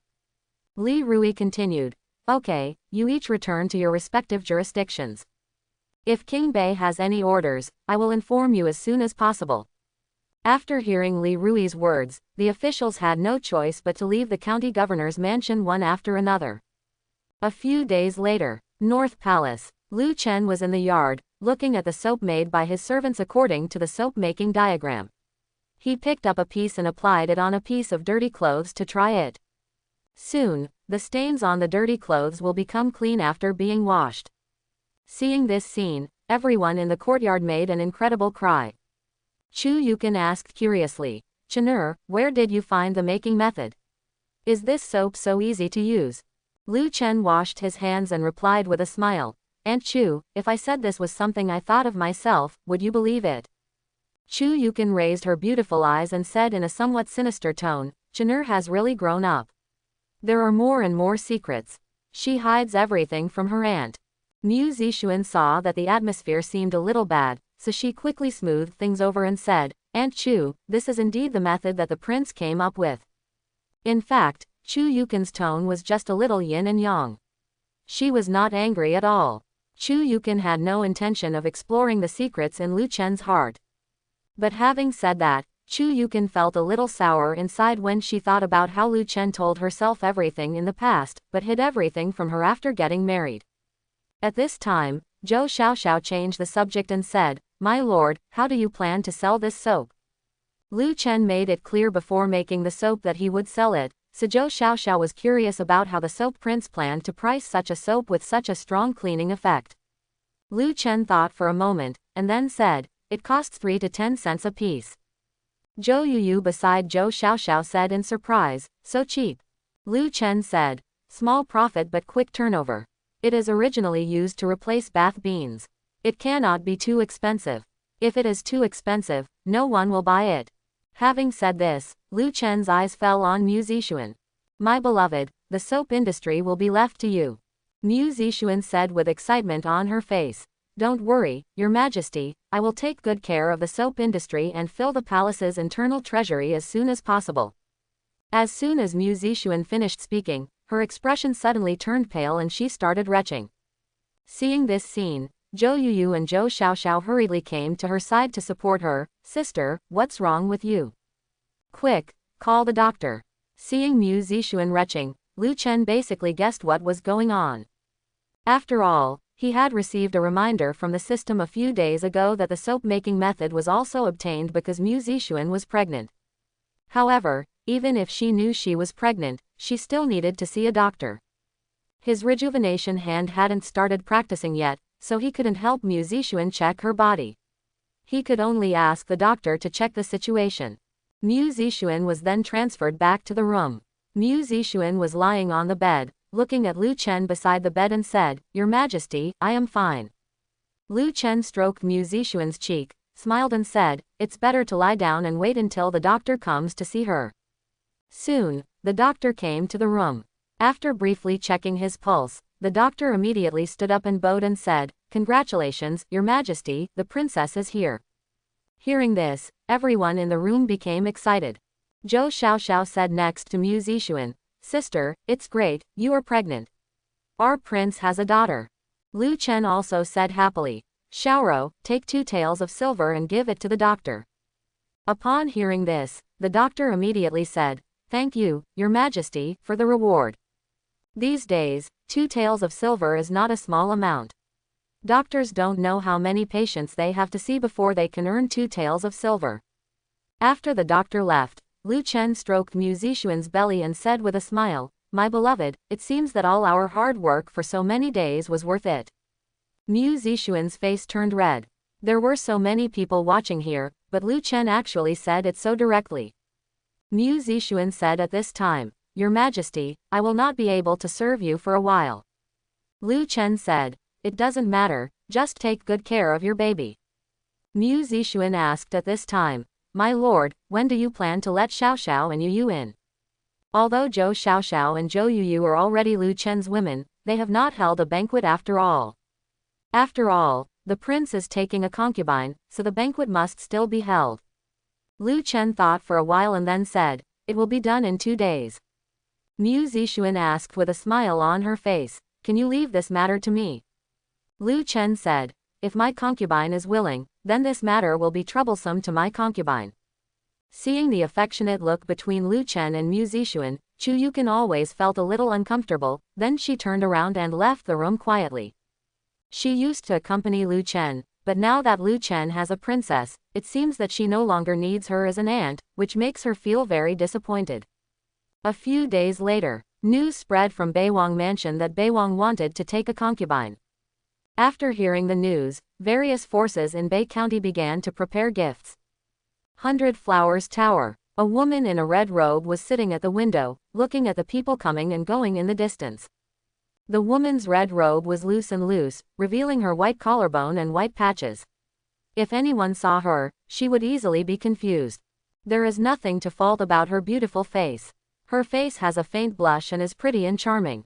The corners of the woman's mouth were slightly curved, her peach blossom eyes seemed to have spring in them, and she looked extremely charming.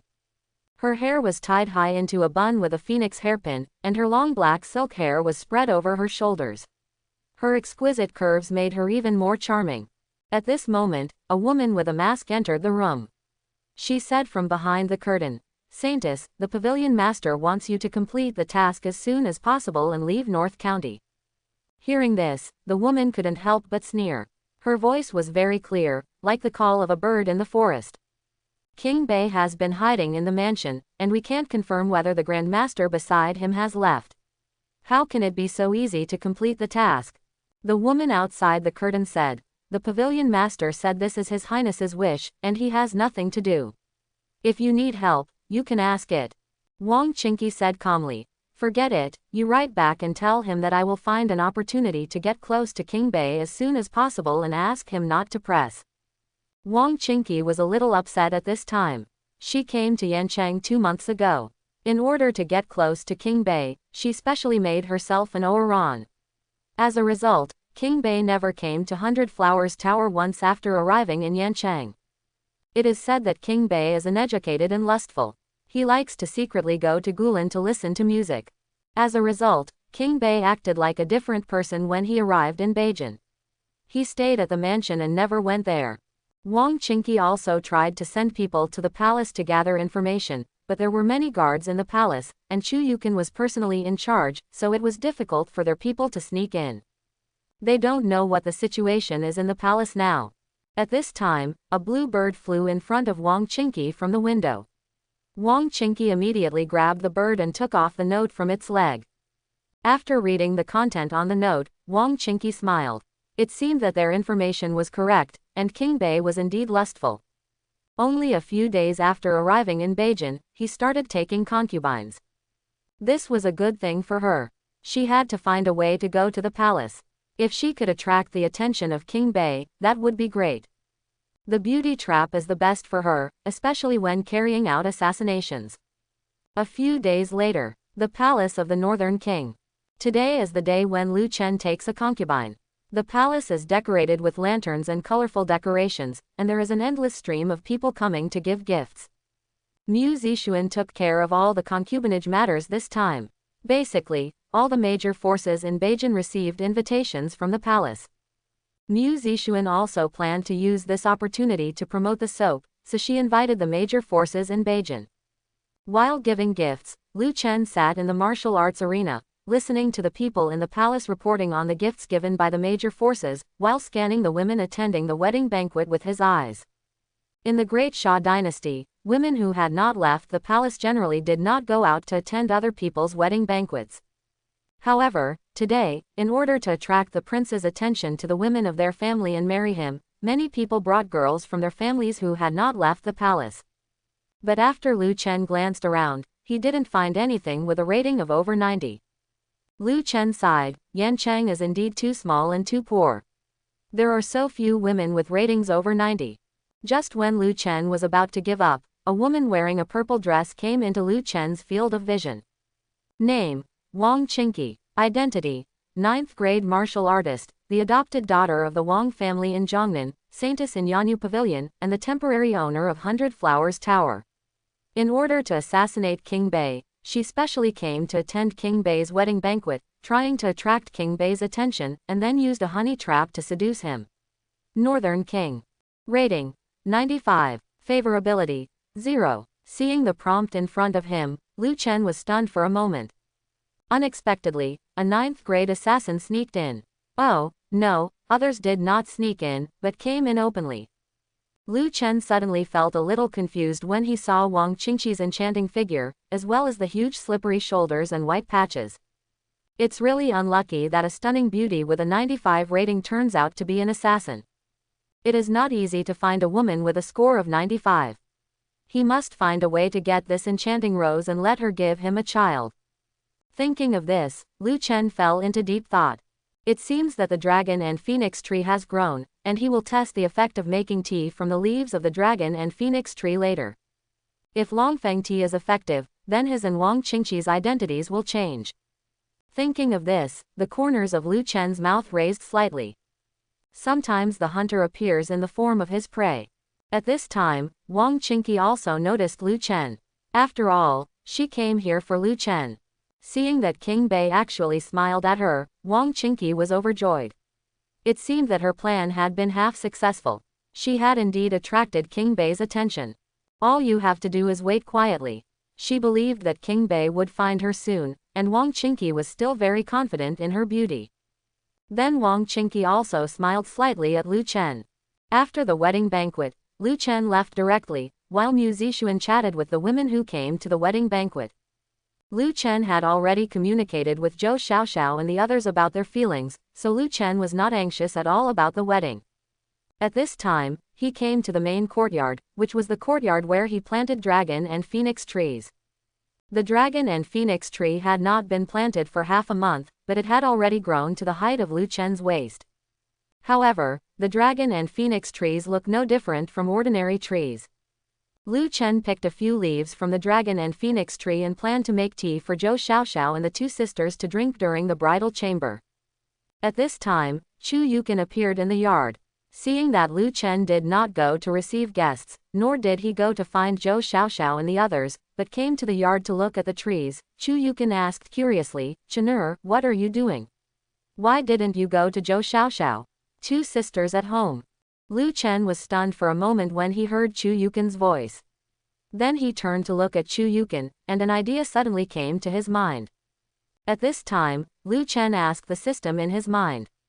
"System, after drinking dragon phoenix tea, will women become dependent on me and unable to live without me? As such that, and after women drink dragon and phoenix tea, they will not be able to harm you. When you touch their bodies, they will lose their strength. However, if the woman who drinks dragon phoenix tea has a crush on you, then dragon phoenix tea can improve their skills to a certain extent." Lu Chen was a little surprised when he heard the system's words. He thought that Longfeng tea would at most make women dependent on him, but he didn't expect that it would also have the effect of increasing his skill. Chu Yukin has such a high opinion of herself, so if she drinks dragon phoenix tea, it will definitely increase her skill. Thinking of this, Lu Chen smiled and said, "Don't worry, it's broad daylight. What should I do with them? Could it be that Aunt Chu wants me to announce that in broad daylight?" Hearing this, Chu Yukin rolled her eyes at Lu Chen and said, "What are you talking about? I just asked you to talk to the two sisters. After all, you are married." At this time, Chu Yukin looked at the leaves of the dragon and phoenix tree in Lu Chen's hand and asked curiously, "What are you doing with the leaves?" Lu Chen did not answer Chu Yukin's question directly. Instead, he looked around and said cautiously, "Aunt Chu, come with me. I have a secret to tell you." Hearing this, Chu Yukin's eyes lit up and she instantly became interested. Recently, she discovered that Lu Chen had a lot of secrets. Every time she asked Lu Chen was unwilling to tell her because he had grown up. She once thought that Lu Chen had disowned her. "Auntie." Since Lu Chen was willing to take the initiative to tell her a secret today, she would definitely want to hear it. She wanted to know what kind of secret Lu Chen would tell her. At this time, Lu Chen walked towards his room, and Chu Yukin quickly followed. After Lu Chen entered his room, he put a few leaves in his hand into the teapot on the table. Seeing this scene, Chu Yukin became even more curious, wondering what Lu Chen was doing. After a while, Lu Chen poured the brewed Longfeng tea into 2 purple clay cups. "Aunt Chu, try the taste of this tea." Hearing this, Chu Yukin was stunned for a moment, and then she asked speechlessly, "Chen'er, is this the secret you said?" Lu Chen said mysteriously. Aunt Chu, if you drink it first, you will understand the secret I am talking about. Having said this, Lu Chen picked up a purple clay cup on the table and drank all the dragon and phoenix tea in the cup. Seeing that Lu Chen had finished drinking, Chu Yukin also doubtfully picked up the purple sand cup in front of her, and then took a sip of the dragon and phoenix tea in the cup. As soon as she took a sip, Chu Yukin felt a coolness rush into her heart. The next moment, Chu Yukin found that the skill in her body was slowly increasing. Her realm has been stuck at 9th grade for many years. She thought it would be difficult to improve her realm. Unexpectedly, just after taking a sip of tea, the realm in her body began to loosen. Chu Yukin immediately drank the dragon and phoenix tea in the cup, and then her beautiful eyes stared at Lu Chen closely. Chenur, if I'm not mistaken, the leaves in your hand just now are from the tree in the middle of the yard. Bar. Chu Yukin had long discovered that Lu Chen seemed to be particularly interested in the tree in the middle of the yard. Chu Yukin had always been curious about why Lu Chen watered the tree himself every day after coming to Beijun. It turns out that the leaves of that tree can actually increase people's power. This is incredible. Lu Chen still did not answer Chu Yukin's question, but asked, Aunt Chu, how do you feel now? Chu Yukin closed her eyes slightly, and the next moment a stream of air spread out from Chu Yukin's body. Chu Yukin opened her eyes and couldn't believe it. She actually broke through to the halfway level of Grandmaster. Although she still has a long way to go before becoming a Grandmaster, this at least gives her hope. At this time, Lu Chen explained, Aunt Chu, the tree in the yard is called the Dragon and Phoenix Tree. Drinking the tea made from the leaves of that tree can help the martial artist improve his skills. Lu Chen only said part of the content. As for the other uses of Longfeng tea, Lu Chen has no plans to tell Chu Yukin yet. Chu Yukin's temperament was relatively soft, and Lu Chen had no intention of being aggressive from the beginning. Chu Yukin was immediately surprised when she heard Lu Chen's words.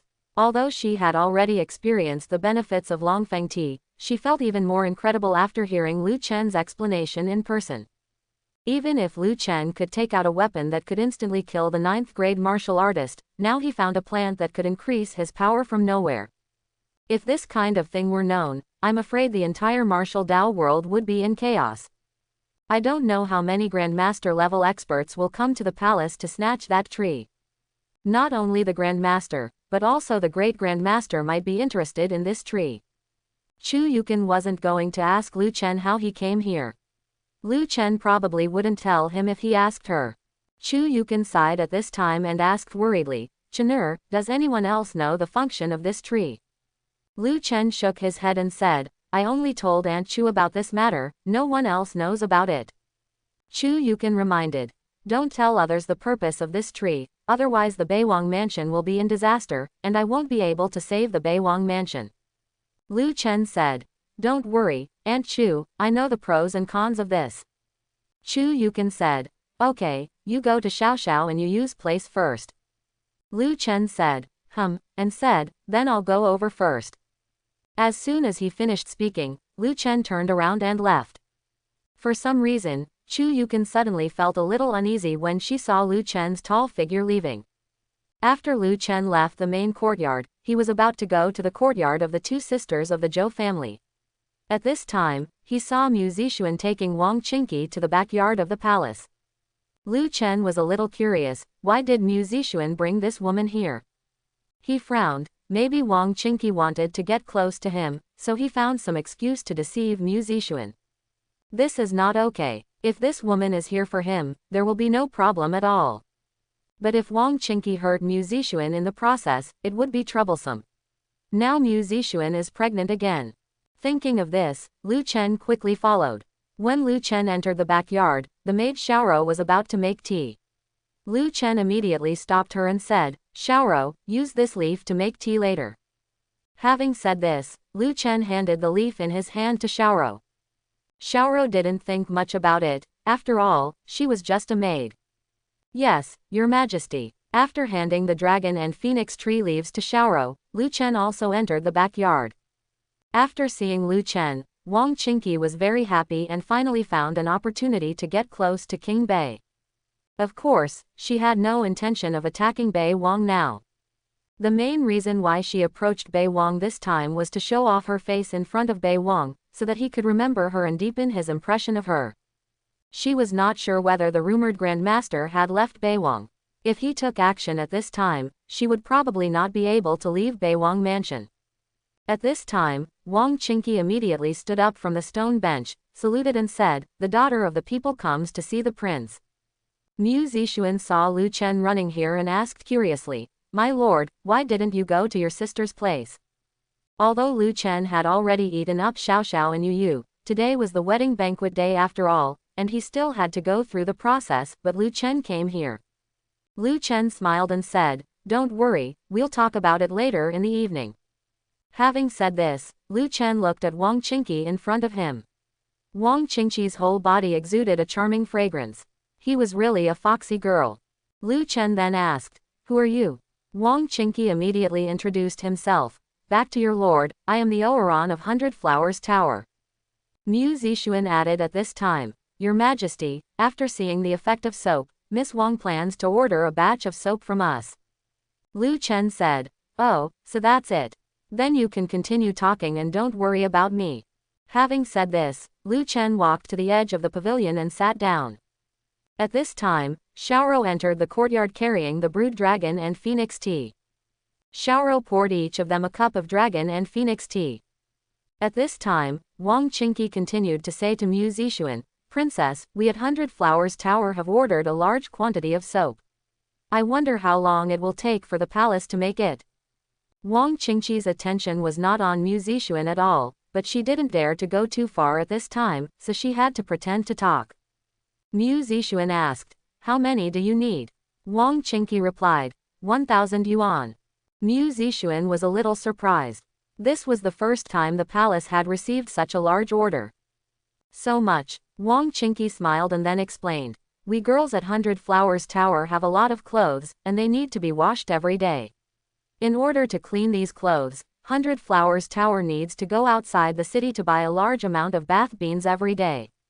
Mu Zixuan thought about it and felt that it made sense. After all, this is a land of fireworks, and the clothes worn by those prostitutes must be clean, so it is normal to consume soap. So, can 100 Flowers Tower become a major customer of Wangfu in the future? Just when Mu Zixuan was happy about the first big order from the palace, she noticed that Lu Chen's eyes were scanning Wang Qingqi's body not far from the pavilion. Mu Zixuan instantly understood why Lu Chen appeared here. It turned out that he was here for Wang Qingqi. But Mu Zixuan didn't think anything of it. Lu Chen likes beauty, which is a well-known thing. Wang Qingqi is the Oran of 100 Flowers Tower. She looks so enchanting, so it's normal for Lu Chen to be tempted by her. At this time, Wang Qingqi picked up the teacup on the table and took a sip of tea. After drinking this, Wang Qingqi suddenly felt a refreshing feeling rush into his heart, and Wang Qingqi was stunned for a moment. Then he asked, "Princess, where does the tea in your palace come from?" Mu Zixuan was a little confused when she heard this sudden question. She never expected that Wang Qingqi would suddenly change the topic to tea. Then Mu Zixuan curiously picked up the teacup on the table and took a sip. Mu Zixuan immediately understood why Wang Qingqi suddenly asked about tea. Mu Zixuan turned to look at the maid aside. "Xiaoro, what kind of tea are you making? Why have I never drank this kind of tea?"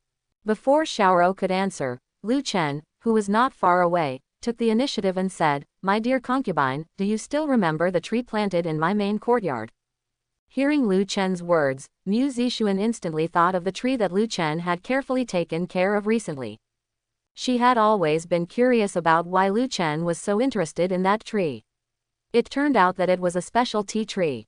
Mu Zixuan asked at this time, "Your Majesty, is the tea in this teapot made from leaves picked from that tree?"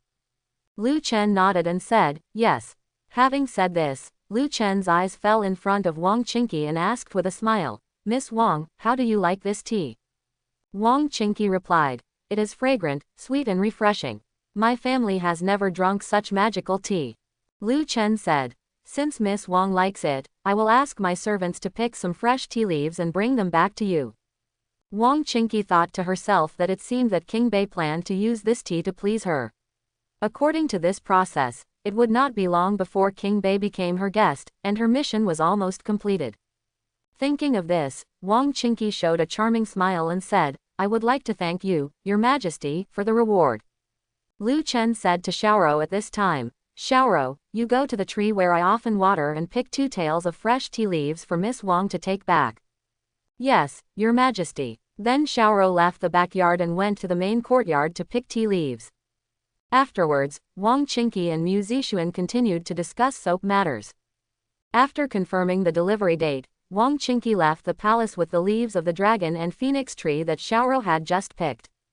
Mu Zixuan saw Lu Chen's eyes staring at Wang Qingqi's back, so she walked to sit next to Lu Chen and said, Your Majesty, if you like Miss Wang, I can have someone go to 100 Flowers Tower to bring her to you. Buy her and let her serve the prince, and Miss Wang should still be innocent.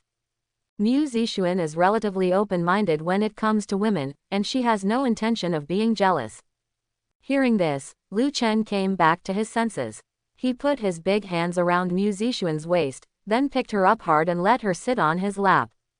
Then Lu Chen whispered in Mu Zixuan's ear, My beloved concubine, do you really think she is just an ordinary Oran?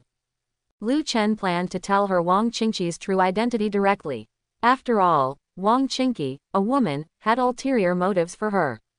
If she was allowed to have excessive contact with Mu Zixuan, it might be detrimental to Mu Zixuan.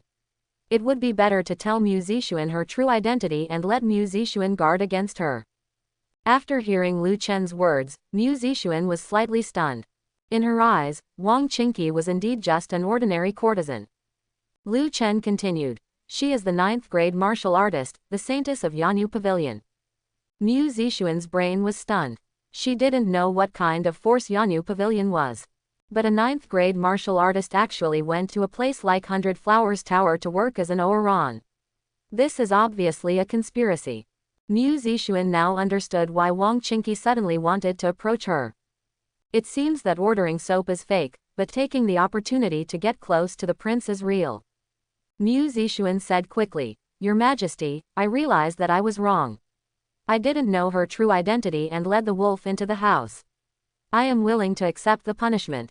Lu Chen raised his hand, scratched Mu Zixuan's nose, and said with a smile, Those who don't know are not guilty. I don't blame you. Mu Zixuan asked, What does the prince plan to do with her in 100 Flowers Tower next? Lu Chen did not answer directly, but looked at the teapot on the stone table and said, My dear concubine, did you have any special feelings after drinking the dragon and phoenix tea just now? Mu Zixuan thought for a moment, special feeling. After drinking dragon phoenix tea, I feel very refreshed. Lu Chen continued to ask, What about other than that? For example, is there any restlessness in your body? Speaking of this, Lu Chen put his hand on Mu Zixuan's belly and rubbed it. Mu Zixuan's face instantly turned red. She immediately understood what Lu Chen wanted to ask. I just suddenly thought of the scene when I had a wedding with the prince, and those scenes have been lingering in my mind. Lu Chen said, This is the role of Longfang tea.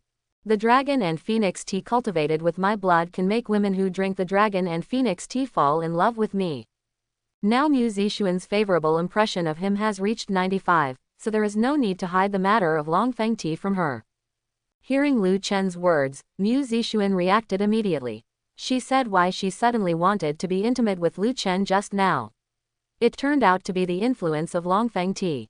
At this time, Mu Zixuan remembered that when Wang Qingqi was leaving just now, Lu Chen gave Wang Qingqi 2 tails of dragon and phoenix tea. Mu Zixuan then asked, The prince sent dragon and phoenix tea to Wang Qingqi, is he planning to conquer her? Lu Chen replied, Yanyu Pavilion gave me a 9th grade beauty. How can I not accept it? Mu Zixuan said, I congratulate you, Your Majesty, for conquering a 9th grade master. Lu Chen smiled slightly and said nothing more. After hugging Mu Zixuan in the pavilion for a while, Lu Chen felt a little restless, so he went to the north courtyard. At this time, Zhou Xiaoxiao and Zhou Yuyu were waiting quietly in the room.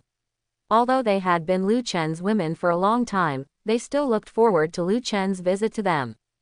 Unlike marrying a wife, there are not so many procedures for taking a concubine. After the banquet is over, you can get down to business. Lu Chen entered the room and found the 2 sisters sitting on the bed. He took out Longfang tea and brewed a pot of tea and said to the 2 of them, Xiao Xiao, Yu Yu, come here and try the tea I brewed first. Zhou Xiaoxiao and the others didn't understand why Lu Chen wanted them to drink tea at this time, but Lu Chen was the prince, and they just had to be obedient. The two sisters came to the table, picked up the teacups on the table, and took a sip of dragon and phoenix tea. After drinking the dragon and phoenix tea, Zhou Xiaoxiao asked in surprise, "My lord, what kind of tea is this? It's so sweet." Lu Chen hugged Zhou Xiaoxiao's waist and replied with a smile, "This is dragon and phoenix tea. It will help us focus more later." The faces of the two sisters turned red instantly. However, Lu Chen didn't do anything at this time. He suddenly remembered that he still had a pill that he had not taken. There is a dragon tiger pill in his novice gift bag, and its function is very simple. It mainly improves his combat effectiveness. He didn't take it because he couldn't use it before. He was already a first-grade martial artist, and his physical strength was several times better than that of ordinary people. He basically had no problem dealing with Mu Zixuan and 3 other weak women. However, I left this elixir alone, so I might as well just use it. The effect is permanent anyway. Thinking of this, Lu Chen took out the dragon tiger pill from the system space and threw it directly into his mouth. The taste of dragon tiger pill is nothing special, just like eating jelly beans. Lu Chen didn't feel anything after swallowing the dragon tiger pill. Lu Chen was a little confused. Could this elixir have expired? After all, this is a gift package for newbies, something from 2 months ago. Just when Lu Chen was thinking this, the fragrance of Zhou Xiaoxiao's 2 sisters floated into Lu Chen's nose. The next moment, Lu Chen suddenly felt that his blood and energy were rising, and his body was extremely hot. Lu Chen frowned. He might have underestimated this thing. Next, Lu Chen had to ask 2 sisters to help solve his negative physical condition. Ding! Once the host and his wife develop a relationship, the experience value of the qi refining technique will be increased by 10, the host will reach the 1st level, and the host will reach the 4th grade. Ding! If the host develops a relationship with his wife once, the experience value of the rejuvenation hand will be increased by 10. Congratulations to the host for unlocking the rejuvenation hand technique. Congratulations to the host for getting Zhou Xiaoxiao pregnant and getting the recipe for making perfume. The pregnancy reward is an encouragement reward. Please try your best to protect the child from being born safely. The reward for obtaining an heir will be even richer. A series of system prompts made Lu Chen, who had already calmed down, become very excited. At this time, he felt that his body became lighter and his physical strength became more abundant. If the 2 sisters Zhou Xiaoxiao had not fallen asleep, he would still want to continue to cultivate feelings with them. Lu Chen opened his system panel at this time and checked his current situation. Host: Lu Chen. Realm: 4th grade. Skills: Qi refining technique, level 1, rejuvenation hand, just unlocked. Divine ability: none. Weapons: Desert Eagle, Barret, Grenade. Heirs: none. Seeing the word, level 1 inch behind the Qi refining technique, Lu Chen couldn't help but think that just by breaking through to the 1st level of the Qi refining technique, his realm actually jumped directly from 1st grade to 4th grade. If Qi refining formula breaks through to the 2nd level, wouldn't he become Grand Master? What if the Qi refining technique breaks through to the 10th level? Will he directly become an immortal? Just when Lu Chen was imagining the scene of becoming an immortal in the future, the system prompt sounded. Host: Please keep your feet on the ground and don't have excessive fantasies. This world will not allow the birth of immortals. Lu Chen was stunned for a moment when he heard the system beep. But he didn't care too much. It didn't matter even if he couldn't become an immortal, as long as he could still use the Qi refining technique. Relying on the Qi refining technique to improve your realm is much faster than relying on practicing Qigong. Raising 1 level of Qi refining technique can bring him to 4th grade. When he reaches the 2nd level of Qi refining technique, even if he has not reached Grand Master, he is not far away from Grand Master. But having said that, even if you become a Grand Master, you will only be better than most martial artists in this world. When he thought that he could instantly kill a 9th grade martial artist with the Desert Eagle, Lu Chen suddenly felt that becoming a Grand Master was no big deal. After all beings are equal before guns and guns. His own strength only enhanced his ability to protect himself, nothing more. Daxia Dynasty. Beijing, a certain restaurant. At this time, a woman wearing a veil was kneeling behind Lu Shuyun. Lu Shuyun was looking at the attic in the distance with his hands behind his back. After a long while, Lu Shuyun finally said, "After so long, you, Yanyu Pavilion, have not made any move. I really don't understand. What is the use of my support for you?" Hearing this, the woman behind Lu Shuyun quickly said, "Your Highness, Saintis has contacted the North King. Once Saintis confirms that the mysterious Grand Master has left the North King's mansion, she will take action immediately. I believe that Saintis will be able to complete it soon." Task. Lu Shuyun said coldly, "Soon. What I need is a definite time." After hearing this, the woman fell silent and did not continue to speak. Just then, a man entered the room. "Your Highness, the Blood Moon building has agreed, but they ask for a price 5 times higher than last time, but they will send the deputy building owner there." Hearing this, the anger in Lu Shuyun's heart calmed down a little. Originally, he had no intention of continuing to look for Shuiyu Tower. After all, the last assassination of Shuiyu Tower was messed up, and the Yanyu Pavilion he was supporting also had people in North County. At first, he planned to let the people from Yanyu Pavilion take action. However, the recent calls for a neutral prince have become louder and louder, which gave Lu Shuyun a sense of urgency. He needed help from the Chu family as soon as possible. Once he gets the help of the Chu family, he will basically get the support of the Zhongnan family, and the possibility of him being established as the prince will be greatly increased. Lu Shuyun also sent people to contact the Chu family recently, but the Chu family didn't seem to be very interested in him. This made Lu Shuyun always feel that the Chu family had not given up on his useless emperor brother. In his opinion, the mysterious Grand Master around Lu Chen was sent by the Chu family. The Chu family had sent a Grand Master to protect Lu Chen, so how could he give up on him? So Lu Chen must be eliminated. Lu Shuyun asked at this time, "How strong is the deputy owner of Blood Moon Tower?" Lu Shuyun's subordinate immediately replied, "Back to your Highness, it is said that his strength has reached half a step of Grand Master." Lu Shuyun thought for a while, even if the Grand Master next to Lu Chen was still there, the deputy landlord of the Blood Moon building should be able to hold him back, and then the other people in the Blood Moon building would have the opportunity to deal with Lu Chen. Moreover, Yanyu Pavilion also sent many experts to Beijun. At most, Lu Chen only had one Grand Master and Chu Yukin beside him. As for Li Feng, he is just a 7th grader, so there is nothing to fear. Lu Shuyun then said to the man in the room, "Go and tell Shuiyuelu, 5 times the price is 5 times the price, but I must see the head of King Bei." "Yes, your Highness." After the man finished speaking, he left the room, leaving only the veiled woman still in the room. Lu Shuyun said to the woman again at this time, "Write a letter to Wang Qingqi immediately and ask her to cooperate with the Blood Moon Tower's assassination operation. If the Blood Moon Tower can lure the Grand Master of the North Palace away, the Yanyu Pavilion will take action immediately." "Yes." After saying that, the woman also left the room. Lu Shuyun put his hand on the windowsill, looking in the direction of the palace, tapping his fingers on the windowsill, and murmured, "My good brother, it's almost time for you to go down." The capital, the residence of the eldest prince. Looking at the information in his hand, the eldest prince Lu Yi smiled and said, "Xiaoba is really cruel and ruthless. Xiaoju has already gone to Beijun, and I don't plan to let him go yet."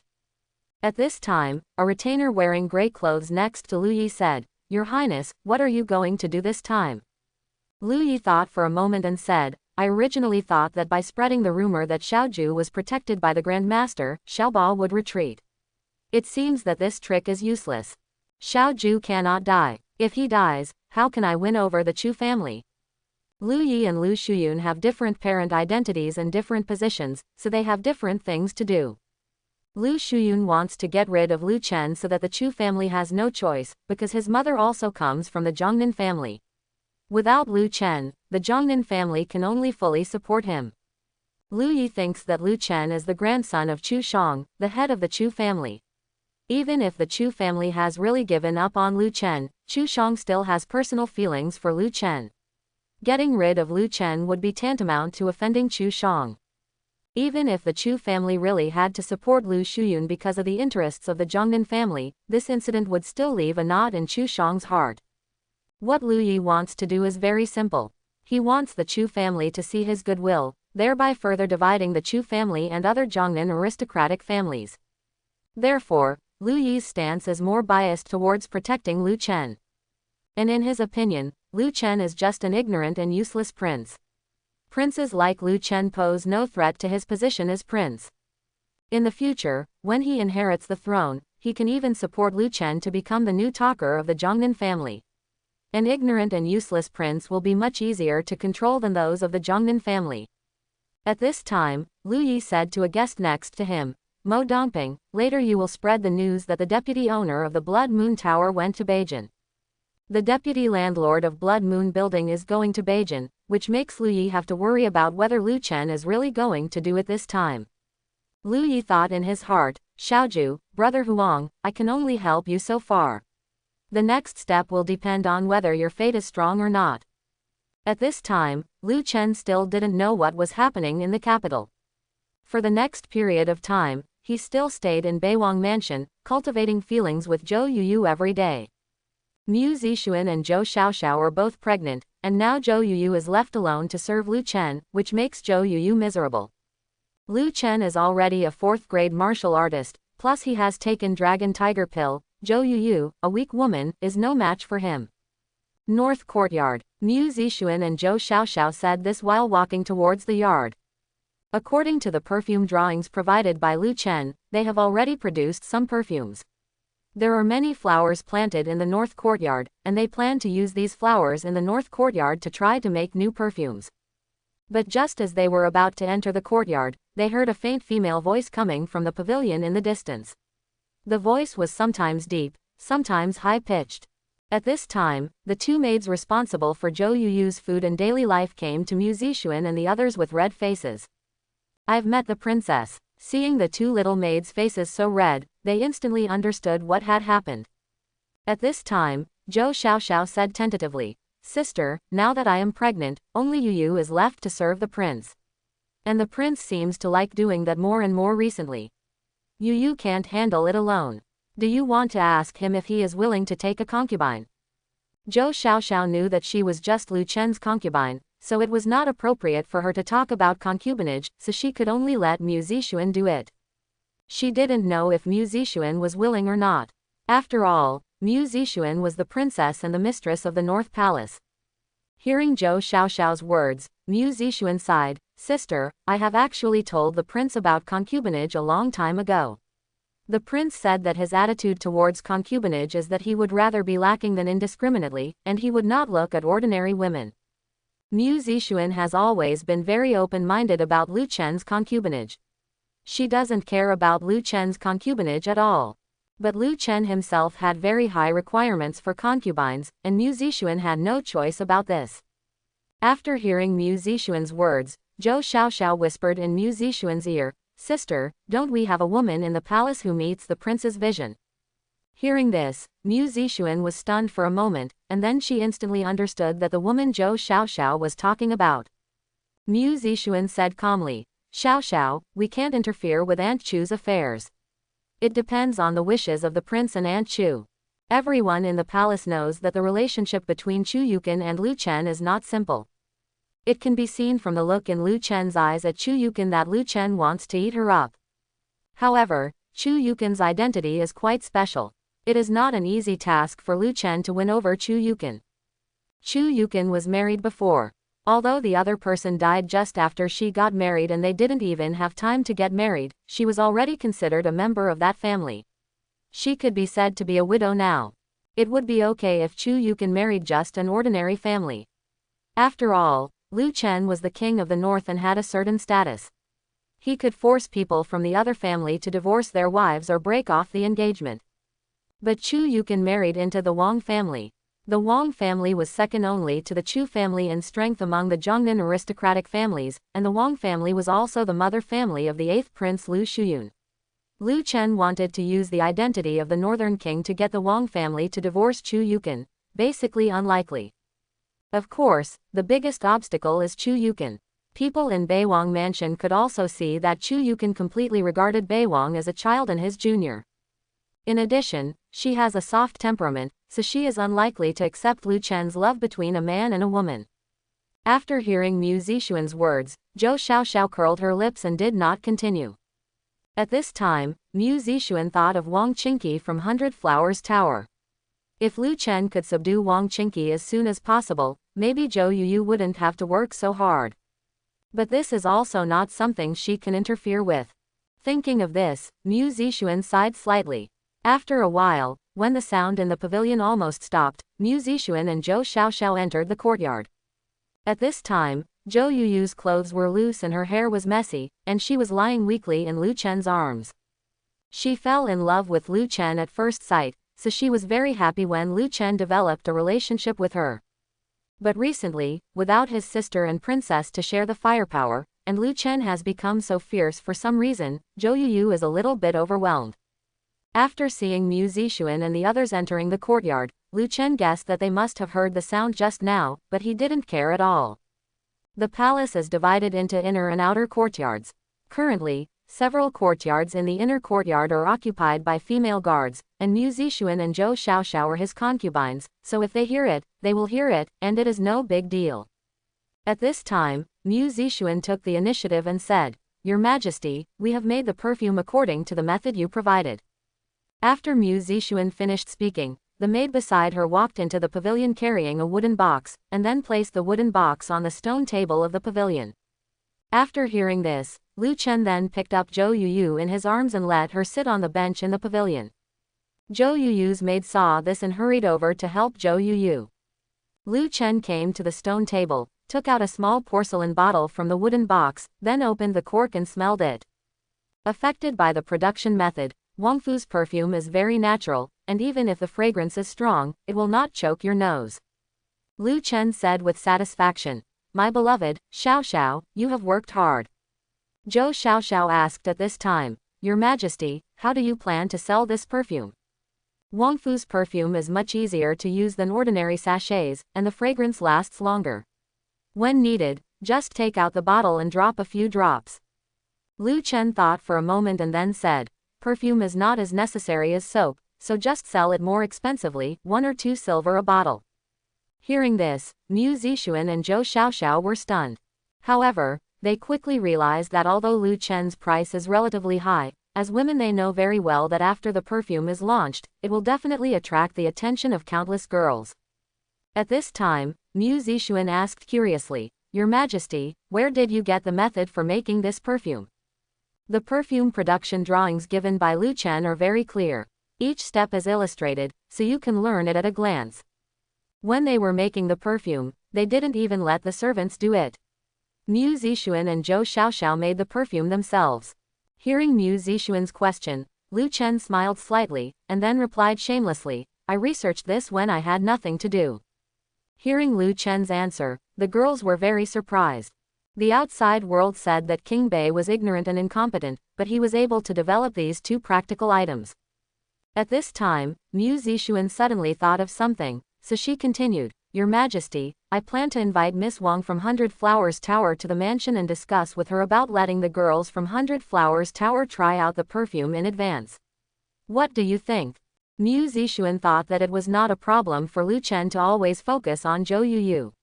Since Lu Chen had already set his sights on Wang Qingqi, she would give Wang Qingqi more opportunities to appear in front of Lu Chen. Moreover, letting the courtesan of 100 Flowers Tower try out the perfume can quickly establish the reputation of the perfume. With perfume, men who go to 100 Flowers Tower in the future will definitely be covered in fragrance when they return home, and the fragrance will not dissipate for a long time. At that time, the female family members of those men might try to find out how they got their scent. Hearing Mu Zixuan mention Wang Qingqi, that enchanting figure instantly appeared in Lu Chen's mind. For a moment, Lu Chen felt that the energy and blood in his body were surging. After taking Longhu pill, it became more and more difficult for him to control himself.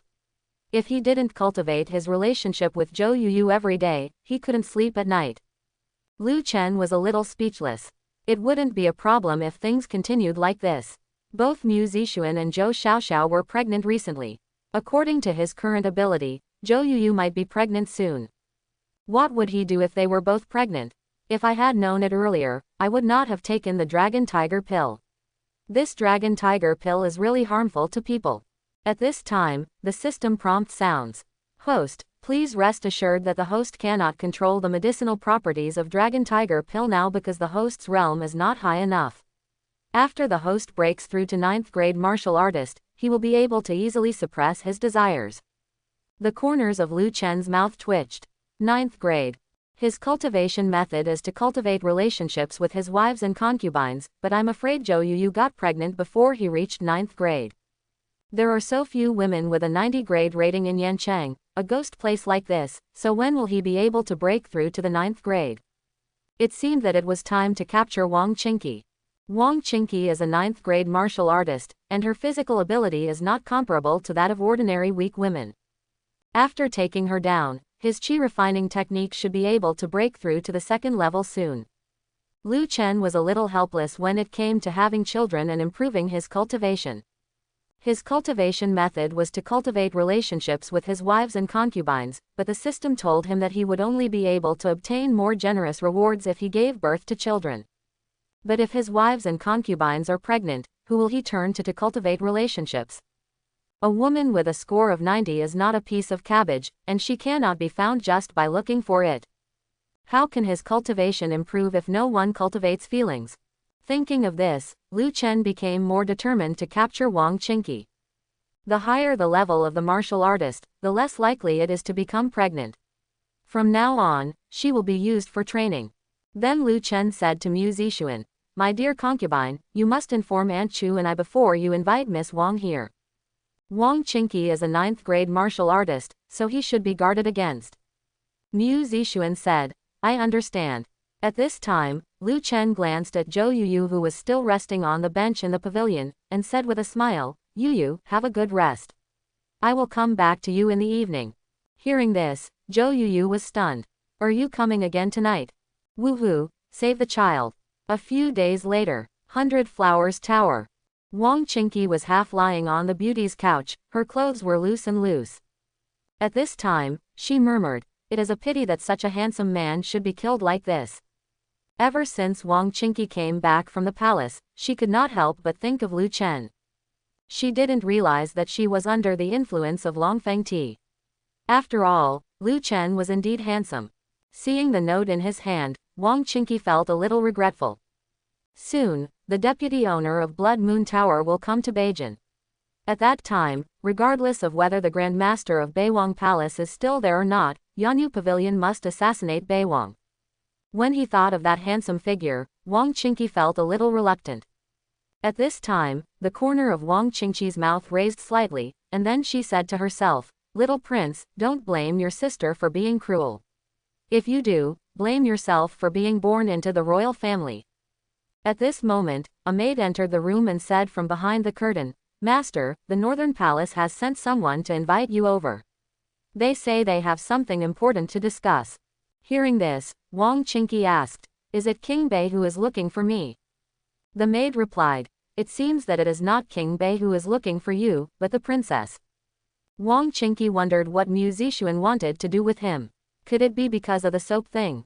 But having said that, whether Mu Zixuan is looking for her or King Bei is looking for her, she will definitely go. Since there was a legitimate reason to enter the Beiwang mansion, why didn't she go? She could take the opportunity to find out if the mysterious Grand Master was still in Beiwang mansion, and seduce Beiwang by the way. Thinking of King Bei's handsome face, Wang Qingqi felt a little restless. Wang Qingqi then got up from the beauty's bed, then straightened out her loose clothes. "I'll go right away." As they approached, Wang Qingqi headed to the North Palace. When the servants of the North Palace took Wang Qingqi into the backyard, Chu Yukin was patrolling and happened to see Wang Qingqi. She frowned immediately, and then said, "Wait a minute." Wang Qingqi's heart tightened when he heard Chu Yukin's voice. Chu Yukin is a 9th grade martial artist, and it is easy to detect that she is also a martial artist. If her identity as a martial artist is revealed, Chu Yukin may become suspicious. In order not to be exposed, Wang Qingqi immediately stopped. Chu Yukin came to Wang Qingqi at this time and asked, "Who are you? Why have I never seen you before?" Wang Qingqi immediately saluted and replied, "Mrs. Chu, I am the Oran of 100 Flowers Tower. This time I came to the palace at the invitation of the princess." Chu Yukin looked at Wang Qingqi carefully. She couldn't help but think that this woman was very charming. Could it be that Zixuan planned to let this woman serve Chen'er? Chu Yukan naturally knows what happened in the inner courtyard recently. Zhou Yuyu has had difficulty walking these days. If she doesn't give Lu Chen a concubine, Zhou Yuyu may not be able to bear it anymore. But Chu Yukan looked at Wang Qingqi with some suspicion. She always felt that this woman was not simple. She seemed to have felt the inner strength of this woman just now. But now it seems that this woman is no different from ordinary people. After thinking for a while, Chu Yukan finally said, "Okay, you go in." Immediately afterwards, the servants of the palace continued to take Wang Qing to leave the north courtyard. After entering the north courtyard, Wang Qingqi's eyes fell on Lu Chen inside the pavilion. She didn't know why, but she couldn't help but want to look at Lu Chen now. Wang Qingqi walked into the pavilion and immediately squatted down to salute and said, "The daughter of the people has met the prince and the princess." Lu Chen smiled and said, "Get up." "Thank you, Your Majesty." Then Wang Qingqi looked at Lu Chen and asked, "I wonder what the reason is for the prince to bring me to the palace." Lu Chen replied, "I am not looking for you, it is my concubine who is looking for you. You guys can talk about things. I'm just sitting here and won't disturb you."